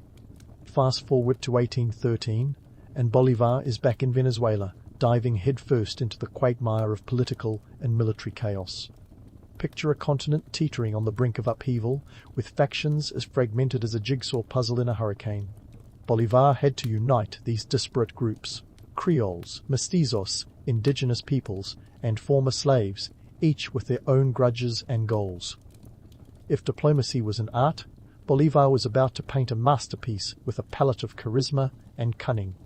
Take, for instance, his legendary decree of war to the death, a fiery proclamation that promised clemency to all who supported independence, while threatening death to those who opposed it. Imagine the audacity. It wasn't just a call to arms, it was a psychological gambit, designed to rally support and strike fear into the hearts of loyalists. And let's face it, nothing says, "I'm serious," quite like a death threat with a side of liberation. Bolívar's military campaigns were a logistical nightmare that would make even the most seasoned general break out in a cold sweat. His forces faced shortages that would make a minimalist blush. Food, weapons, and even shoes were all in short supply. But Bolívar had a knack for spinning adversity into heroism. When he led his troops across the Andes in 1819, it wasn't just a strategic maneuver, it was a Herculean feat. Picture this: an army of 2,500 men trudging through treacherous mountain passes, battling hypothermia and altitudes that would make a marathon runner gasp for air. By the time they descended into New Granada, they were more icicle than infantry, but they brought with them the element of surprise, a strategic masterstroke that would lead to a pivotal victory at the Battle of Boyacá. But let's back up a bit. Bolívar's path to glory wasn't all epic victories. His early military efforts were peppered with setbacks that would have sent lesser men scurrying back to their estates. In 1812, after a failed campaign, he found himself in Cartagena, licking his wounds and plotting his next move. It was here that he penned the Cartagena Manifesto, a document that was part military analysis, part motivational speech, and all Bolívar. He critiqued the failures of previous campaigns with the precision of a surgeon and laid out a blueprint for future success. It was a bold move, critiquing his peers and offering solutions. But that's Bolívar for you, never one to shy away from a challenge or a chance to lead. Meanwhile, the political landscape of South America was as volatile as ever. Bolívar had to navigate the treacherous waters of regional politics, balancing the aspirations of local leaders with the overarching goal of independence. It was a constant game of chess, and Bolívar was playing on a board where the pieces were as likely to stab you in the back as follow your orders. He forged alliances with regional caudillos, those local strongmen who were as essential as they were unpredictable. And while some of these alliances were as stable as a house of cards in a windstorm, Bolívar's charm and strategic acumen often kept them from toppling over. Now, let's talk economics, because, surprise, revolutions aren't funded by good intentions alone. Bolívar understood the importance of resources, both material and financial. He leveraged his personal wealth, but that was a drop in the bucket compared to the costs of waging a war across an entire continent.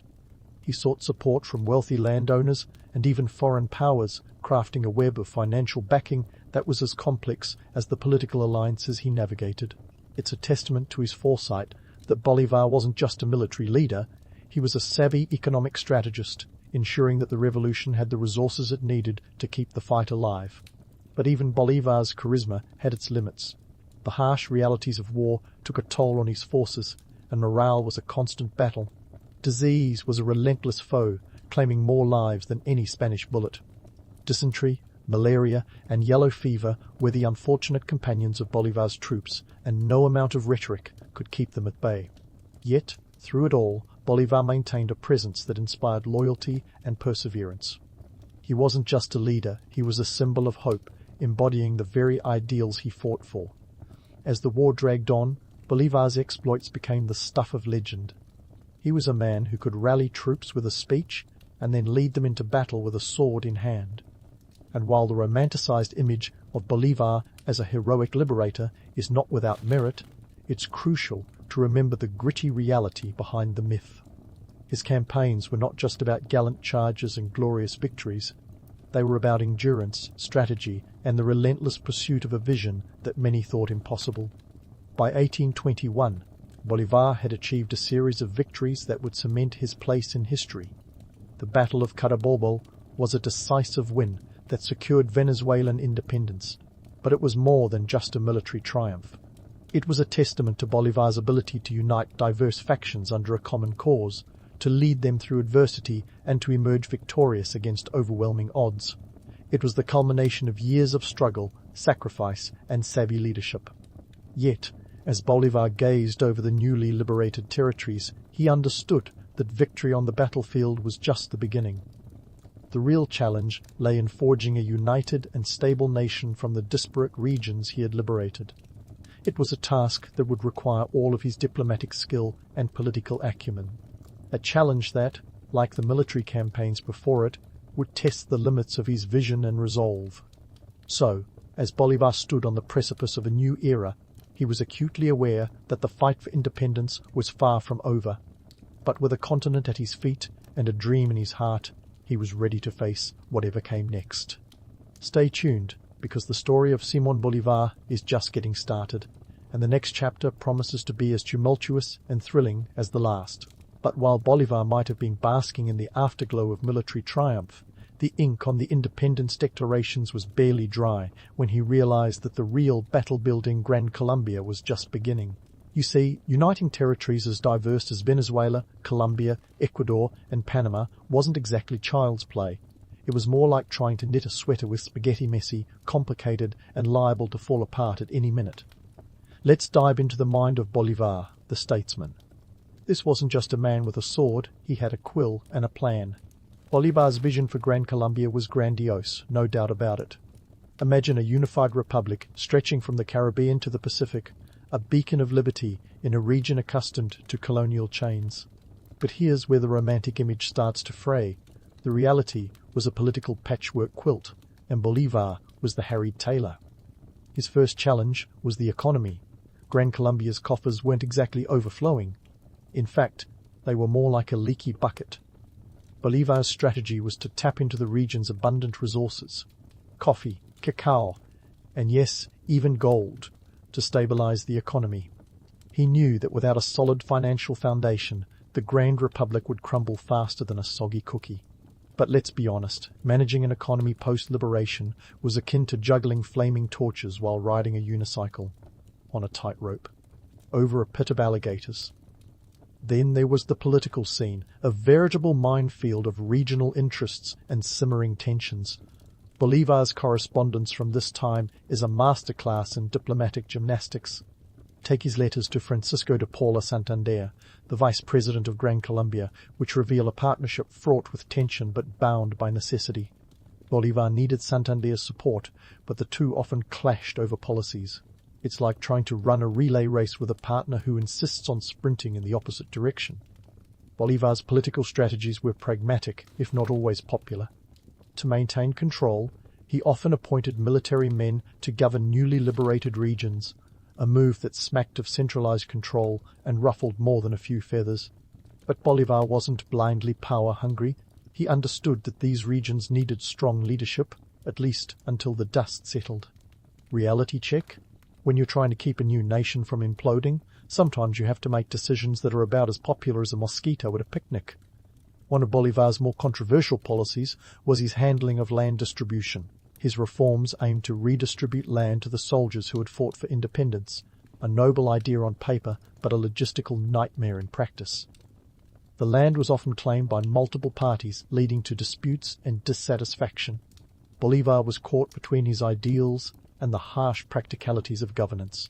It's like promising everyone a piece of cake, only to realize you've only got a few crumbs to go around. Bolívar's diplomatic finesse was tested not only at home, but also abroad. He sought recognition and support from Europe and the United States, believing that international legitimacy would bolster Gran Colombia's standing. His correspondence with foreign leaders was a delicate dance of flattery and persuasion, striving to present Gran Colombia as a stable, promising partner. Yet the reality was that many saw the fledgling nation as a chaotic experiment rather than a burgeoning power. It's a bit like trying to convince your friends that your homemade rocket is going to reach the moon when it's more likely to explode on the launch pad. Meanwhile, Bolívar's relationships with regional leaders were a constant balancing act. He needed their support, but had to keep their ambitions in check. His letters to generals like José Antonio Páez in Venezuela reveal a mixture of admiration and wariness. Bolívar knew that these men were essential to maintaining order, but he also understood that their loyalty was often as unpredictable as the Andean weather. Amidst all this, Bolívar had his share of blunders. His ambitious plans for a Congress in Panama in 1826, intended to foster unity among the newly independent nations of Latin America, were met with apathy and skepticism. The Congress was a lackluster affair, with few concrete results. It was as if Bolívar had thrown a party and no one bothered to show up. Yet even in failure, he was undeterred, continually reassessing and recalibrating his strategies. The mythic Bolívar, the liberator, the visionary, was also a man wrestling with the stubborn realities of political power. His dreams of a united Latin America were constantly tested by the centrifugal forces of regionalism and self-interest. And while history often remembers the grand speeches and battlefield heroics, it's in these quieter moments of political maneuvering that Bolívar's true genius and his humanity shines through. As he grappled with these challenges, Bolívar remained a figure both revered and reviled. To some, he was the embodiment of freedom, to others, a dictator in disguise. It's a dichotomy that speaks to the complexity of his legacy. Bolívar's story is not just one of triumph, but of struggle and compromise in the face of an ever-shifting landscape. With the dream of Gran Colombia hanging in the balance, Bolívar's journey was far from over. The man who had once vowed to free a continent now faced the monumental task of holding it together. And as the political storms gathered on the horizon, Bolívar was prepared to weather them, armed with nothing but his indomitable spirit and a vision that refused to be extinguished. Stay tuned, because the story of Simón Bolívar's political labyrinth is a tale that continues to unfold, with plenty more twists and turns yet to come. As Bolívar braced himself for the brewing storm, the cracks in his grand vision of Gran Colombia began to show. The dream of a united Latin America was unraveling faster than a cheap sweater in a washing machine. The regional leaders he had once courted were now pushing back, and Bolívar found himself in a political tug-of-war that threatened to snap his dream in two. By the late 1820s, Bolívar was neck-deep in the muck of political infighting. His once loyal allies were now his fiercest critics, and the regional factions he had worked so hard to unite were splitting along fault lines of ambition and ideology. It was as if he had built a house of cards in a hurricane, and each political breeze threatened to bring the whole thing crashing down. Let's talk about the economy, or rather, the lack thereof. The treasury of Gran Colombia was emptier than a hermit's address book. Bolívar's attempts to stabilize the economy through taxation and resource management were met with resistance and rebellion. He was trying to squeeze water from a rock, and the rock was stubbornly dry. In a desperate move, Bolívar even contemplated selling off national resources to foreign investors, hoping to inject some much-needed cash into the system. But the backlash was immediate and fierce. The people saw it as selling out their hard-won independence to the highest bidder. Amidst this turmoil, Bolívar's health was deteriorating. The years of relentless campaigning had taken their toll, and by 1830 he was suffering from tuberculosis. It was as if his body was mirroring the disintegration of his political dream, a poignant reminder that even the greatest of liberators were, at the end of the day, only human. And then, the betrayal. In a twist worthy of a Shakespearean tragedy, Bolívar found himself facing a coup led by his former ally, General José Antonio Páez. The Venezuelan region declared its independence from Gran Colombia, and Bolívar's once unified republic was now a patchwork of separate states. It was a bitter pill to swallow for a man who had dedicated his life to the cause of unity. In the face of crumbling dreams and diminishing health, Bolívar made the difficult decision to resign from power in April 1830. He hoped that his departure might quell the political unrest and allow for a peaceful transition. But like so many of Bolívar's plans, reality had other ideas. His resignation did little to stem the tide of fragmentation, and the nation he had fought so hard to create splintered into independent countries. With his political career in tatters and his health failing, Bolívar's final years were a study in disillusionment. He retreated to the coastal city of Santa Marta, where he spent his days reflecting on the triumphs and trials of his life. It was here, in the quiet solitude of his final residence, that Bolívar grappled with the stark contrast between the mythic liberator and the man who had fought against the tide of history. Yet, in the midst of this reflection, Bolívar's legacy was already beginning to take shape. The myth of the liberator was woven into the very fabric of Latin American identity. His image adorned statues and portraits, his speeches were quoted with reverence, and his ideals of liberty and unity continued to inspire generations. It was a legacy built on the foundation of his unwavering commitment to a vision that, despite its ultimate failure, had sparked a revolution that changed the course of history. Bolívar died on December 17, 1830, in Santa Marta, at the age of 47. His death marked the end of an era, but the beginning of a legend. In the years that followed, Bolívar's story would be told and retold, each version adding layers of romance and heroism. The gritty reality of his political struggles was often overshadowed by the grandeur of his revolutionary achievements. So, what does Bolívar's story teach us about political leadership? In many ways, it's a cautionary tale. It reminds us that even the most visionary of leaders are bound by the harsh realities of power, politics, and human nature. Bolívar was a man who dared to dream big, who fought fiercely for his ideals, and who was ultimately brought down by the very forces he sought to control. His life underscores the complexity of leadership, the need for compromise, the importance of pragmatism, and the inevitable tension between personal ambition and collective good. Yet, despite his failures, Bolívar's legacy endures. He remains a symbol of hope and resilience, a testament to the power of vision and the enduring appeal of the liberator myth. His story is a reminder that while leaders may come and go, their ideas can ignite movements that transcend time and geography. The man who set out to free a continent may not have achieved his dream of a united Latin America, but he succeeded in lighting a fire of independence that continues to burn brightly across the region.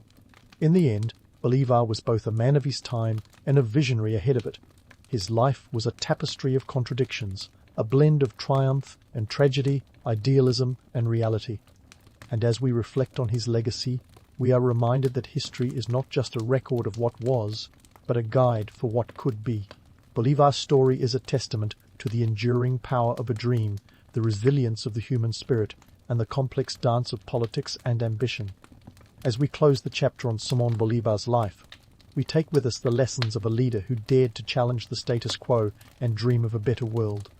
In his story, we find the echoes of our own struggles for justice and freedom, and the reminder that, while the path of leadership is fraught with obstacles, it is also rich with the possibilities of change and the promise of a brighter future.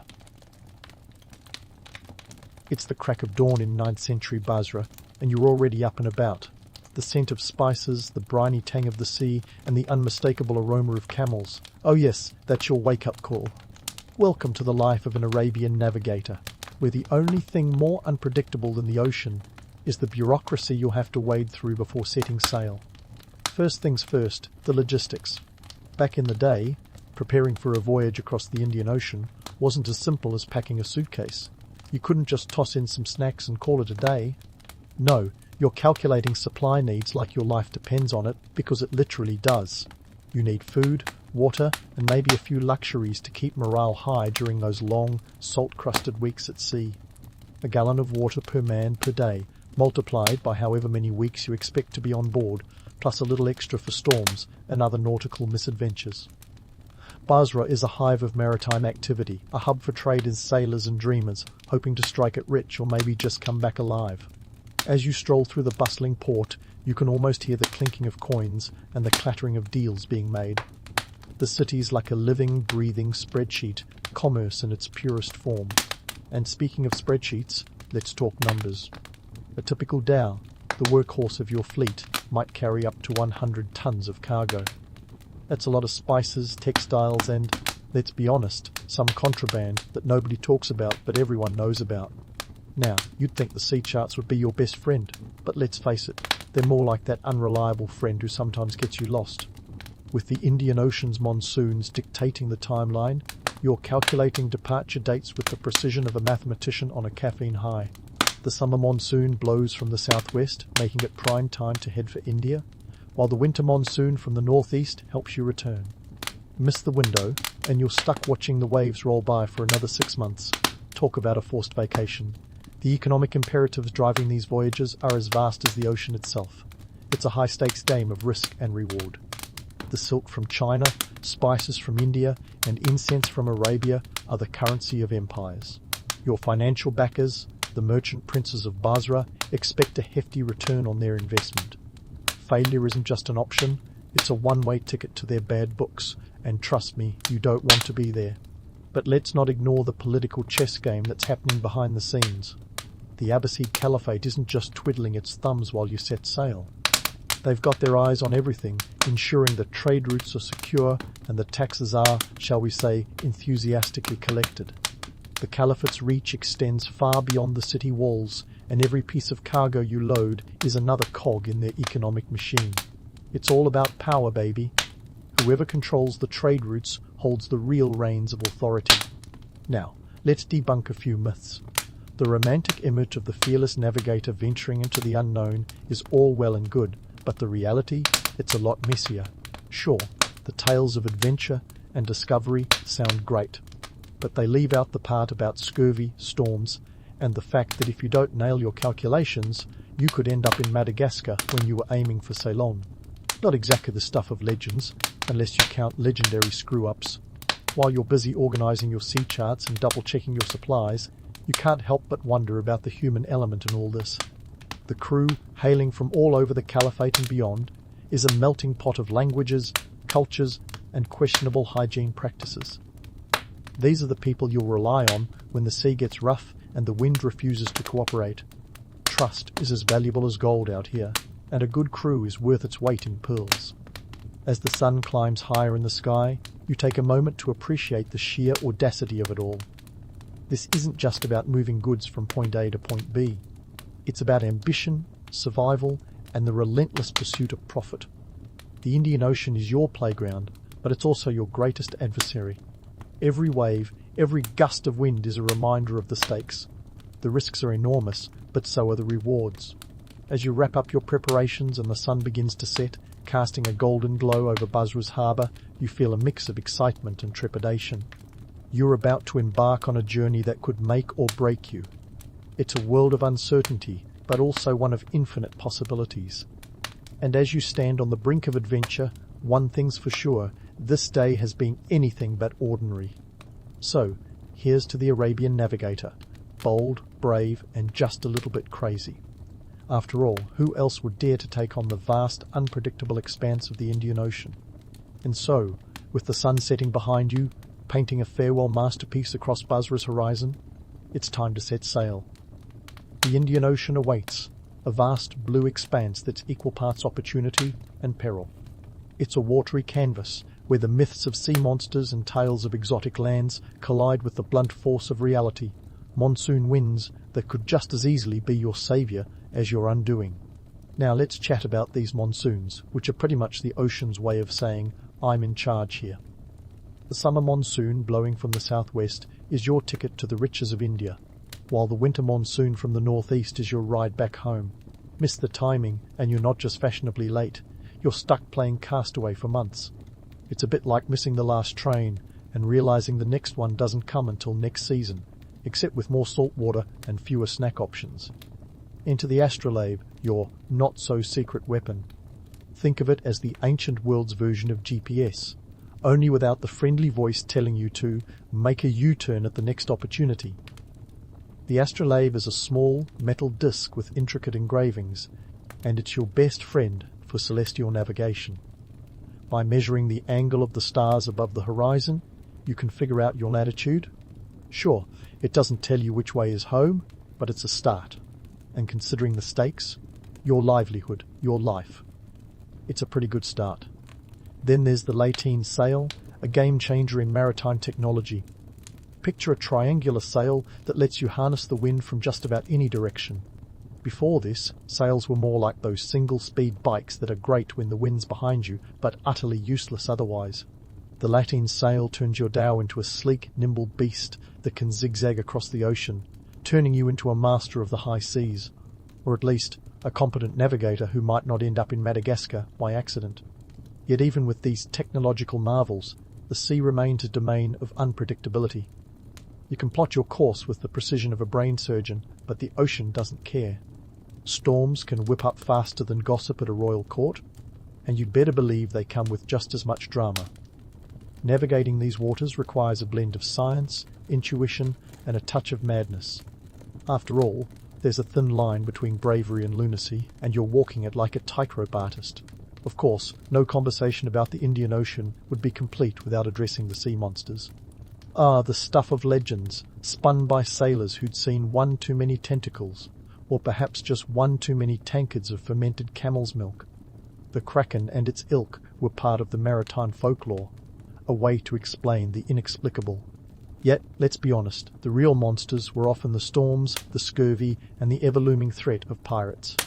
Speaking of pirates, the romanticized image of swashbuckling rogues is a bit of a stretch. Real pirates were less Johnny Depp and more give me your cargo or else. They didn't sing shanties, they seized ships, and their idea of treasure was anything they could sell. Spices, textiles, or even your astrolabe, if they were feeling particularly curious. The threat of piracy was a constant shadow over your voyage, a reminder that the high seas were as lawless as they were lucrative. But let's not forget the allure of the destinations themselves. Exotic lands, teeming with opportunities and cultures as diverse as the spices they traded. India, for instance, was a kaleidoscope of colour and commerce, where the markets overflowed with textiles, gems, and spices that could make or break your financial future. It was a land of promise, but also one of competition, where every merchant fought tooth and nail to outbid, outtrade, and outsmart the others. Yet for all the romance of the open sea and the promise of distant shores, the reality was far grittier. The journey was a marathon, not a sprint, and every day was a battle against the elements, the odds, and sometimes your own crew. Trust, as valuable as any cargo, was both your currency and your lifeline. You had to rely on your fellow sailors like family, because out there, surrounded by nothing but water, they were all you had. As you sailed deeper into the Indian Ocean, the stars above are your guide, and the wind in your lateen sail is your constant companion. You're navigating not just the ocean, but the complex web of trade, technology, and tenacity that defines your era. It's a world where myths and reality coexist, where the line between adventure and adversity is as thin as a sailor's patience. And as you gaze across the moonlit waves, one thing is clear: the journey has only just begun. The ocean is calling, and its mysteries are yours to unravel.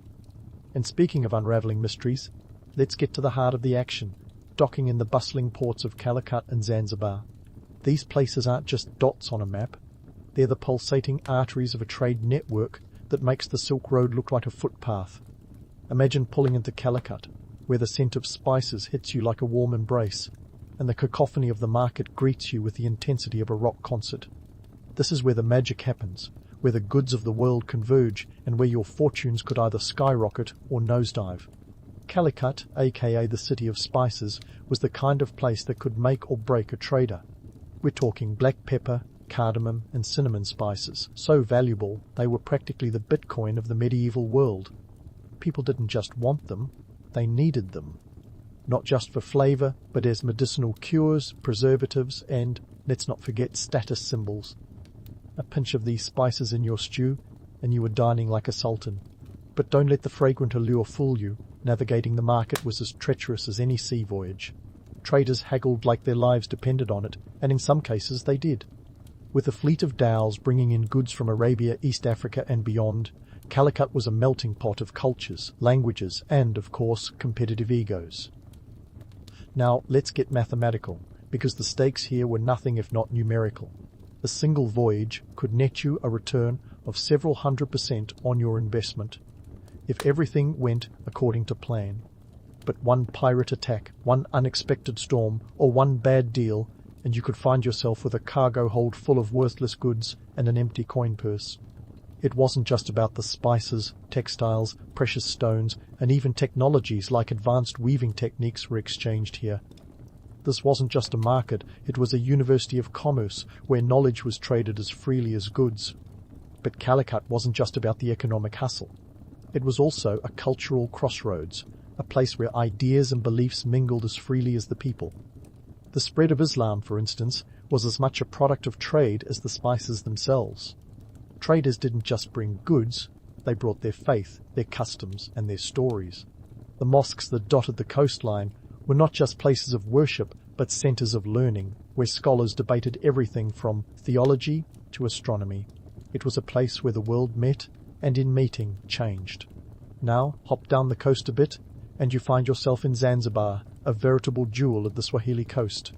This island was less a stopover and more a destination, a place where Arabic, Persian, African, and even Indian influences swirled together like a well-mixed spice blend. The architecture alone was a testament to this fusion, with coral stone buildings that whispered tales of sultans and sailors. And the trade? Oh, it was booming. Ivory, gold, and slaves were the commodities of choice. And while the romance of ancient trade routes is often exaggerated, the harsh reality was that human lives were part of the ledger. It's a sobering reminder that the profits of the past weren't always clean. But Zanzibar was also a cultural beacon. It was where Swahili, a language born from centuries of interaction, became the lingua franca of the coast. It wasn't just a trade language, it was a symbol of unity and diversity, a testament to the power of exchange. Traders here didn't just leave with goods, they left with new words, new customs, and sometimes new worldviews. It was a place where the idea of home became fluid, where identity was as much about where you were going as where you had come from. Of course, the real kicker was the unpredictability of it all. One day you could be striking deals with a local sultan, trading your textiles for a cargo of cloves, and the next you might find yourself negotiating your release from a pirate's grip. The Indian Ocean was a school of hard knocks, and you either learned fast or sank. Literally. Yet, for all its perils, the ocean was also a place of opportunity. The trade routes that crisscrossed these waters were the veins through which the lifeblood of civilizations flowed. They were the conduits of not just goods, but innovation. The lateen sail, astrolabe, and other maritime technologies spread as quickly as the spices, forever changing the way people navigated and understood their world. And let's not forget the economic implications. The wealth generated by these trade networks fueled empires, funded wars, and financed the kind of architectural wonders that still leave us in awe today. The Abbasid Caliphate, for instance, didn't just thrive on military might, it thrived on commerce. The taxes collected from these trade routes were like a river of gold flowing straight into the coffers of the Caliphate, underwriting everything from palaces to public works. But here's a twist. While the profits were enormous, so were the losses. For every successful voyage, there were countless others that ended in ruin. Ships lost at sea, cargo destroyed by storms, or deals that soured faster than milk left in the sun. The ocean was an unforgiving mistress, and those who dared to traverse her waters knew that every journey was a gamble, a roll of the dice with stakes higher than any land-bound venture. As you dock your dhow in these vibrant ports, it's impossible not to feel the weight of history pressing in from all sides. These are places where the past is as alive as the present, where every stone and spice tells a story of ambition, adventure, and adversity. And as you step onto the docks, the world feels both vast and intimately connected, a web of trade and culture that stretches far beyond the horizon. The journey is far from over, and as you look out to sea, the next leg of your adventure awaits. With the winds of fortune at your back and the lessons of the past in your heart, you're ready to sail into the unknown once more. The ocean, with all its mysteries and perils, is calling, and who knows what you'll discover next. And just when you think you've got a handle on this whole maritime trade thing, reality decides to crash the party like an uninvited guest. Welcome to the afternoon reality check of your 9th century oceanic journey. A world where the stakes are higher than a kite in a monsoon, and the threats are as real as the coins in your purse. Or, the ones that might not be there if pirates have their say. Ah, piracy. The romantic notion of swashbuckling adventurers is just that, a notion, and a fairly misleading one. The reality? Pirates were more hand over your cargo or else than let's have an epic sword fight on the high seas. Forget the charming robes of Hollywood, think hustlers with a penchant for violence, and they were everywhere. According to some accounts, the waters around the Arabian Peninsula and East Africa were practically crawling with these opportunists, eager to relieve you of your precious spices and textiles faster than you could say parley. The economic impact of piracy was nothing short of catastrophic. We're talking millions of dirhams lost every year. For context, a single dirham could buy you a decent goat back then, so you can imagine the scale of the losses. To safeguard against these marauders, savvy traders formed alliances with local rulers. Think of it as the medieval version of hiring a security detail, except instead of burly bodyguards, you had powerful sultans and their armies offering protection in exchange for a cut of your profits. This was your insurance policy, your best bet against ending up on the wrong end of a pirate's cutlass. And then there's the weather, the great equalizer. It doesn't care if you're a lowly sailor or a wealthy merchant, it'll toss your ship around like a cat with a new toy. Monsoons, while generally predictable, could still throw curveballs, turning a smooth voyage into a watery nightmare. Rogue waves, those sneaky giants, could rise out of nowhere, and before you knew it, you were clinging to the mast for dear life. Mariners had to be meteorologists, fortune-tellers, and adrenaline junkies all rolled into one. And let's not forget the heat. The relentless sun could bake you alive, turning the deck into a frying pan and you into the unwilling egg. Now, let's talk about Sinbad the Sailor, the legendary figure whose tales have spun a web of myth and mystery around the Indian Ocean. While Sinbad's stories are entertaining, full of giant birds and islands that turn out to be whales, they're more fairy tale than fact. But they do serve a purpose. They're the ancient equivalent of a blockbuster movie, capturing the imagination and giving sailors something to talk about over their salted fish dinners. The real dangers were more mundane, though no less deadly. Starvation, disease, and weather were the true monsters lurking beneath the waves. As for political intrigue, the Indian Ocean was a chessboard, and every move counted. The Abbasid Caliphate, with its sprawling influence, kept a keen eye on these waters. They weren't just interested in trade for trade's sake. This was about power, about showing the world who was boss. Control the trade routes, and you control the flow of wealth. Lose that control, and you're one step closer to political obscurity. Alliances, espionage, and the occasional show of naval force were all part of the game. And if you think modern politics is complex, Try juggling the interests of various sultans, caliphs, and merchant princes, each with their own agenda and a penchant for backstabbing. The sheer grit required to thrive in this environment was immense. You had to be part entrepreneur, part diplomat, and part adventurer. There was no room for the faint-hearted. Every decision, from the cargo you carried to the routes you sailed, was a gamble, a roll of the dice with your future on the line. But for those who succeeded, the rewards were enormous. The wealth you could amass from a single successful voyage could set you up for life, turning you from a mere navigator to a merchant prince in your own right.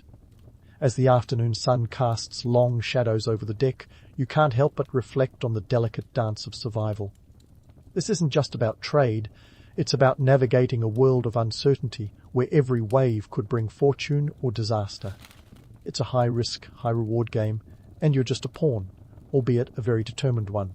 The Indian Ocean is your stage, and the play is far from over. With the wind at your back and a glint of steel in your eye, you're ready for whatever the sea throws your way.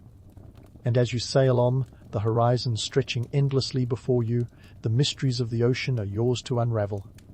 The afternoon may have brought its share of challenges, but with nightfall comes a new chapter, a new set of adventures and adversities. The ocean is calling, and who knows what tales await in the moonlit waves. As the sun slips beneath the horizon, casting a golden shimmer across the Indian Ocean, it's time to reflect on this maritime odyssey and its legacy. Picture this. Arabian navigators weren't just sailors. They were the original entrepreneurs, the OG influencers of the high seas.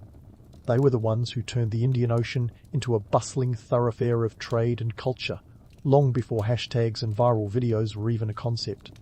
The legacy they left behind is as vast and intricate as the trade routes they navigated, weaving a tapestry that connected continents and cultures in ways that continue to resonate today. Let's talk about the economic impact, which was nothing short of monumental. The Arabian navigators were the lifeblood of an intercontinental economy that stretched from the ports of East Africa to the markets of China and everywhere in between. They didn't just move goods, they moved entire economies. The spices, textiles, and precious stones they transported were the building blocks of wealth, as vital to medieval empires as oil is to modern ones. And we're not talking pocket change here. The trade networks they established facilitated the exchange of goods that could net returns of up to 300% for a single voyage. Imagine the kind of impact that had on local economies and how it fueled the rise of powerful city-states and empires across the Indian Ocean rim. But it wasn't just about the money. These navigators were also cultural ambassadors, albeit ones who probably smelled like the ocean and spices.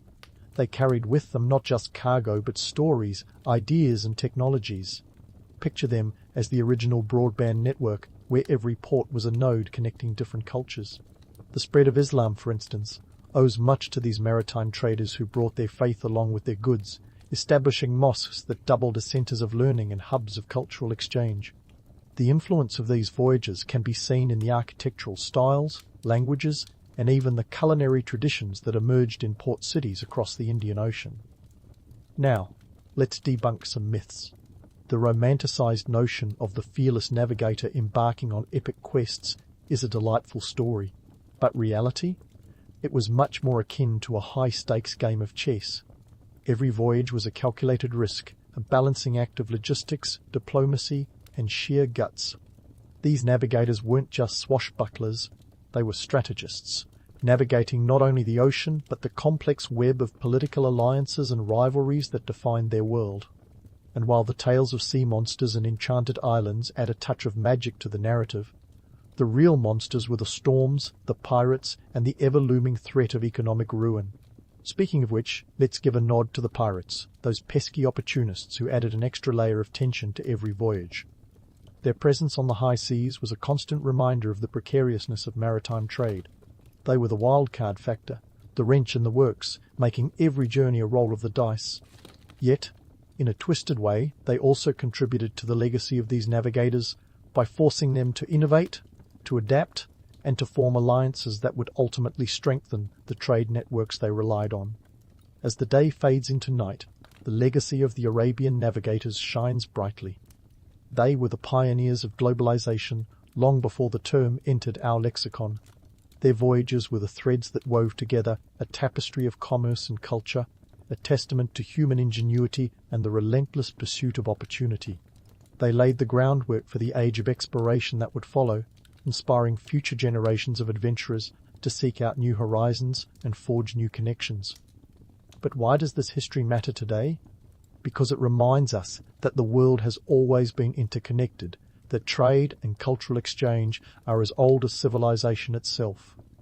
It shows us that the challenges faced by these navigators, economic uncertainty, political intrigue, and the unpredictability of nature are not so different from the ones we grapple with in our modern world. Their story is a testament to the enduring human spirit, the drive to explore, to connect, and to thrive against all odds. So, as you drift off to sleep with visions of dhows gliding across moonlit waves, remember the legacy of the Arabian navigators. They were more than just sailors. They were the architects of an interconnected world, the custodians of a rich cultural heritage that continues to shape our present. Their story is a reminder that the ocean, like history itself, is vast and full of mystery, waiting for those brave enough to venture into its depths and uncover its secrets. The Indian Ocean may have been their stage, but their legacy is a global one, a testament to the power of human endeavour and the unquenchable thirst for discovery.